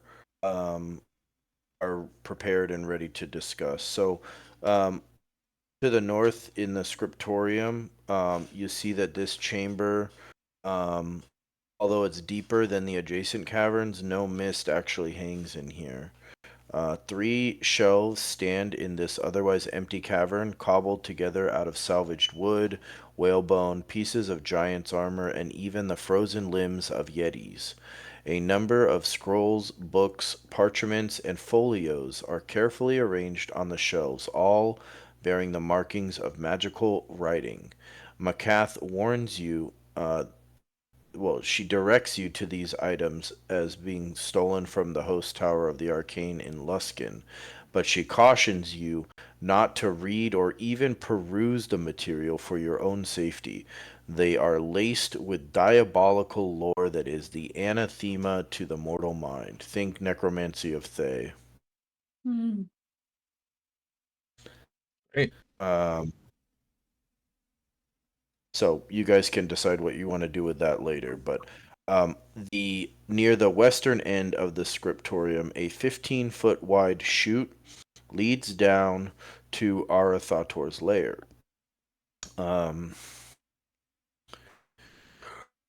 Characters trained in athletics can climb down the chute using crampons or some other device to grip the wall. Other characters can climb down with ropes, pitons, and other climbing gear. The chute descends 60 feet to the roof of the area, after which the characters have a 15-foot drop to the ice platform. So if you fell from the top for some reason, it would be a 75-foot fall down to this area right here. But anybody proficient in athletics can climb down with the crampons they have. Anybody else has to either climb or fly down using some kind of climbing kit, which I don't think any of you have, so you'd have to figure that one out. There's in the scriptorium, there's nothing in there that's helpful. It's just a bunch of evil shit that's gonna hurt us. Correct. That's what she says. You can take a look at it if you want. I mean, she would know. She would.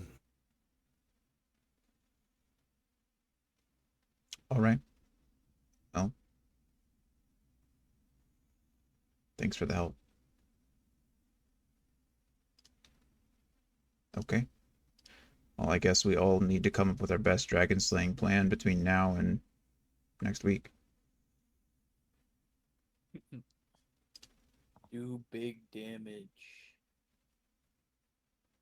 That sounds much easier said than done. Oh, I'm sorry. I read that wrong. Oh god. So the scriptorium has a bunch of dangerous shit that she tells you not to read. And she tells you that these are the items stolen from the host tower. Uh-huh. However, in addition to that, Oh. Arcane spellcasters can find much of value in this scriptorium, along with much that's worthless. Arathator has collected many spellbooks from slain wizards over the centuries. More importantly, for the party's immediate benefit, he has also collected dozens of scrolls. Though many of these here have deteriorated from dampness or age, anyone who spends a few minutes searching can find 10 scrolls. Ready? Oh shit. I'm ready. Gaseous form, Uh-huh. haste, Uh-huh. protection from energy, Okay. Oh, water breathing, useless but What was cool. that? Protection from energy. Everard's black tentacles, Okay. fire shield, Okay. wall of fire, Okay. hold monster, Uh-huh. chain lightning, Nice. and disintegrate. Oh, Hold up. Okay. I got it. Gaseous form, haste, protection from energy, water breathing, Everett's black tentacles, fire shield, wall of fire. What else? Hold monster. Okay. That's what I tell my wife to do. Chain lightning, Bruh. and disintegrate. Wow. I want to do that the next time we're getting frisky. I'm gonna be like, "Hey, hold monster. See what she says." Oh my god. Ain't no fucking way, bro. I cast hold monster. She Would watch. would She would bail. She'd understand bail. that? She would bail. She'd be like, "You're so gay. Get out of here." Damn. I mean, that's the only one. I don't know about Chain Lightning. Disintegrate is way up there, right? That's like a 6th level spell. 7th, I think, maybe 6th. Those are the only ones we're gonna have problems. Finger of Death, I think, is 7. The rest we can cast no problem. What's your spellcasting level, Gore? 3? Okay. I mean, so No. protection of energy we can give straight up to Yeah, Ulf. disintegrate is 6th. Sorry. So protection from energy allows us to choose an element that we're resistant to become resistant to. So that can immediately go onto Ulfgar. So now that Gore has the ring of resistance, so they're both going to be resistant to cold damage. The only problem is that I believe protection from energy is a concentration spell. Oh. So Could like I cast it on Ulfgar? yeah, but then you would have to concentrate on that spell. I think that's what I'm saying. Gore's... All right. I'm gonna bow out. Let you guys strategize. I actually don't want to hear your strategy. I think it'd be more interesting that way. Okay. So I appreciate everybody being here tonight. Sorry, Laura couldn't make it. I think we're on deck for session next week. I don't think there's anything happening on the 11th. But we'll do a roll call early next week just to verify. We will be having a hard start at 11 Central, if not earlier. Okay. Okay. good. Perfect. Cool. Hard start 11. All right. Thanks, guys. All right. Thanks, Anthony. Take care, man. Big- Good night. Bring your A game next week. Yeah. We're gonna destroy you. You don't get to quit until I win. Nerd. That's How a did I know pretty. he didn't do That's that? actually a pretty cool line. Actually, if you said it like a dragon said that to me, I might be a little intimidated. Right? I will shit myself. Yeah. I would just think about that video though and then just laugh. Because bust shit. Boogie? It's like, We would just say boogie. Boogie? you? Fucking, I know you didn't want ore, Boogie. Shut the fuck up. We wanted iron. So is he already gone? Yeah. Okay.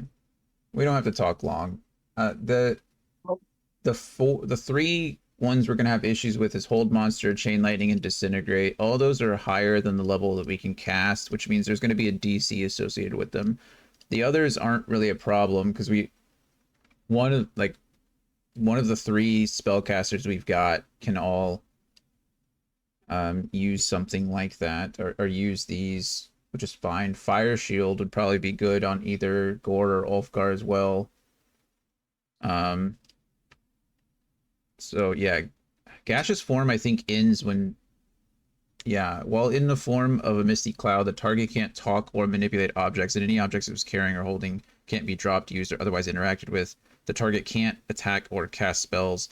So I mean, if anyone was coming with us, like maybe this is something we could put onto like min nets or something, right? Where they're essentially like just a lookout or a piece of information because they can't be touched. Nothing really. I mean, if we need a quick escape, maybe that'll help. Haste is obviously good, but haste is also concentration, right? Protection from energy, concentration, water breathing is unnecessary because I've cast it on all of us already. We can all breathe underwater. Everard's Black Tentacles is concentration. Fire Shield is probably going to be good. It's good for 10 minutes, but someone has to cast it on themselves. So that may not actually be as good as... it may be good. Go ahead. Can we use Gaseous Horn on me? Can I go inside the dragon, and then end the spell, then use Giant Smite, and then enlarge, and then we explode the dragon?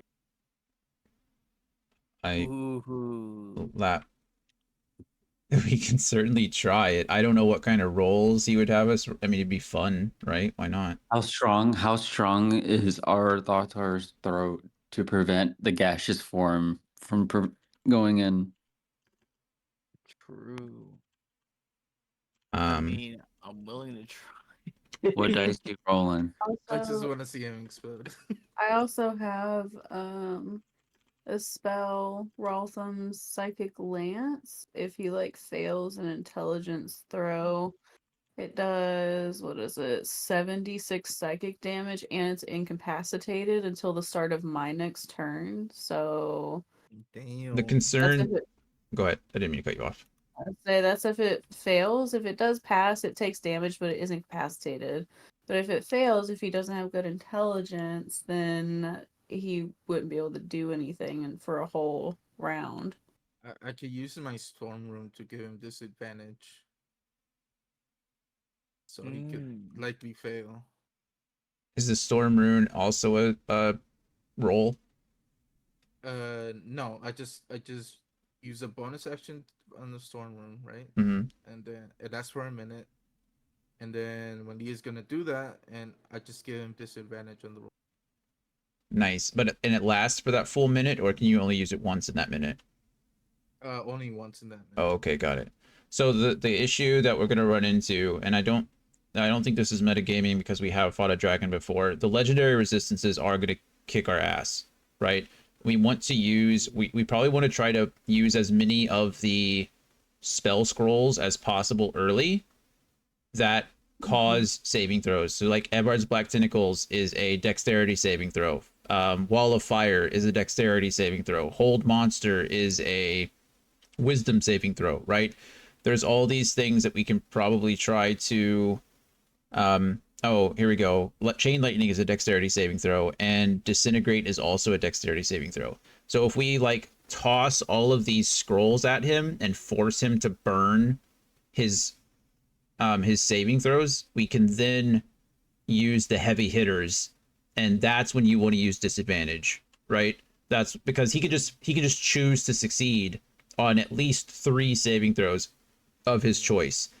So something like Everard's Black Tentacles is probably something that we could throw out early, because if he doesn't choose to succeed, then he's restrained, right? If he succeeds, he succeeds. But if he fails it, then that's something useful.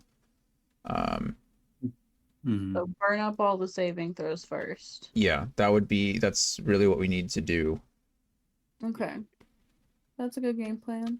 I do want to look to see about spell scrolls in general. I think, is it in Xanathar's or is it, I think D&G goes over spell scrolls. Let's go Dungeon Master's Guide first. Second that. Treasure. Other rewards. Is it magic metals? No.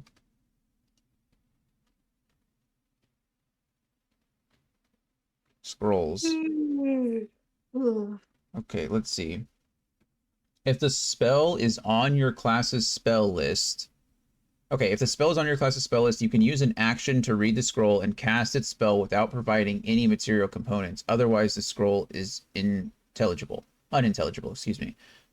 If the spell is on your class's spell list, but of a higher level than you can normally cast, you must make an ability check using your spellcasting ability to determine whether you cast it successfully. The DC equals 10 plus the spell's level. On a failed check, the spell disappears from the scroll with no other effect.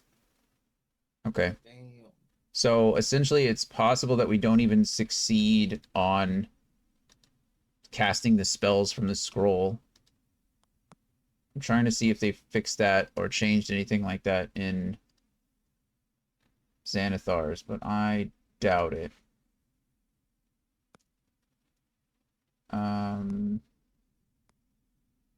Or in Tasha's spellcasting, identifying a spell invalid area template method. Let's go, glory holders. Yeah.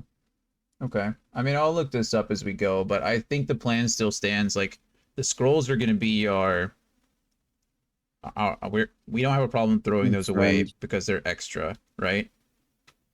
But we do need to find out. So gaseous form can be cast by a sorcerer, a warlock, or a wizard. So we're covered there. Haste, sorcerer, wizard. So it looks like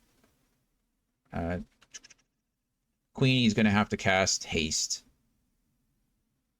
Protection from energy, sorcerer or wizard. So she can't cast both. She can't cast haste and protection from energy. So we're gonna have to decide whether we want Ulfgar to have one or the other. Imagine Bryn hasted. It's gonna move 160 movement speed. Yeah. With dash.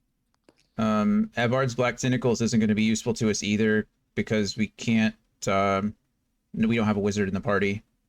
Fire Shield says wizard too, but so maybe we can't even cast Fire Shield. Wall of Fire, I can cast. So can a sorcerer. Hold Monster, we're covered. Chain Lightning is Queenie. Disintegrate is Queenie. Would I technically be able to cast wizard spells since there's wizards? I have access to the wizard spells in Arcane Trickster. I would say yes, they're on your spell list. At what level can you cast them? Oh, that's a good point. I don't know if I can cast anything higher than 2 right now. Let me double check. So you could cast, yeah. I mean, technically you could. You just have to roll for it, right? It's going to be a DC 10 plus 3, so 13 to cast the 3rd level spells. Okay. Like I said, I'll do some more research. I feel like they changed some rules when it comes to spell scrolls, but I don't know where or how, and I honestly don't even know if it's if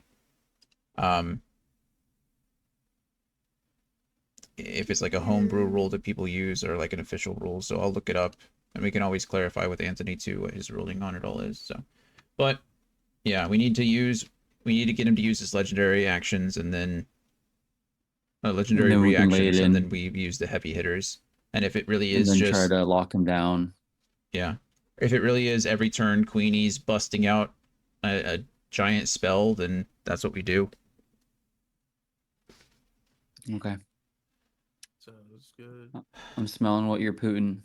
Yeah. Firewall is good though, because that, again, if we're trying to close off one area, then we can definitely go that route. We can use a couple of firewalls and to make it difficult for him to pass through them, at least. Mm-hmm. So, alrighty. Well, Okay. that's it for me then. All right. Yeah. I Alrighty. wouldn't be opposed to calling it here. I'm pretty wiped. Oh yeah. Alrighty. Okay. Good night, guys. Night, everybody. Good night, everyone.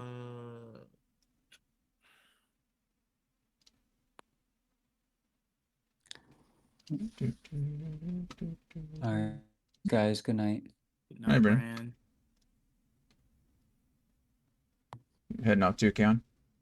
Yeah, I'm gonna go. I've been struggling trying to stay up. Alrighty. Can you give me like 1 minute? Just wanted to talk to Yeah. you about something. I'll be right back. Just gonna end the stream. Alrighty, friends. Thank you all for being here. Thank you to everyone who raided tonight. We had 2 raids, which is crazy. Runic Kaiser raided with 6 people about 2 hours ago, and then Nate raided about 2 hours ago as well with a party of 10. You guys are awesome. I'm sure I don't think they're here anymore because they had to raid and run, but if there's any lurkers left in the chat, I appreciate you guys sticking around and being here. Hope you had a good time. We play IDM a session on Wednesdays at 3 p.m. Central Standard Time, and then I play in this session on Thursday nights at 11 p.m. Central Standard Time. Sometimes we start a little bit early. We try to start sometime in between 10 and 11, but we will start from now on, hopefully start no later than 11. But yeah, thank you all very much for being here. I truly do appreciate it. But that's it for me tonight. I'm happy to see you all, happy to have you. I love you all. I appreciate you. And if you would like to see more, the next time I'll be streaming is Saturday at 11 a.m. Central Standard Time with some Divinity Original Sin 2. But that's it for me. We do have a pretty good amount of people. Let's see if anybody is streaming. It's pretty late, so I think that's unfortunately it. None of our friends are really streaming right now. Bummer. So that's it from me then. But appreciate you guys. Love you very much. And I'll see you on Saturday.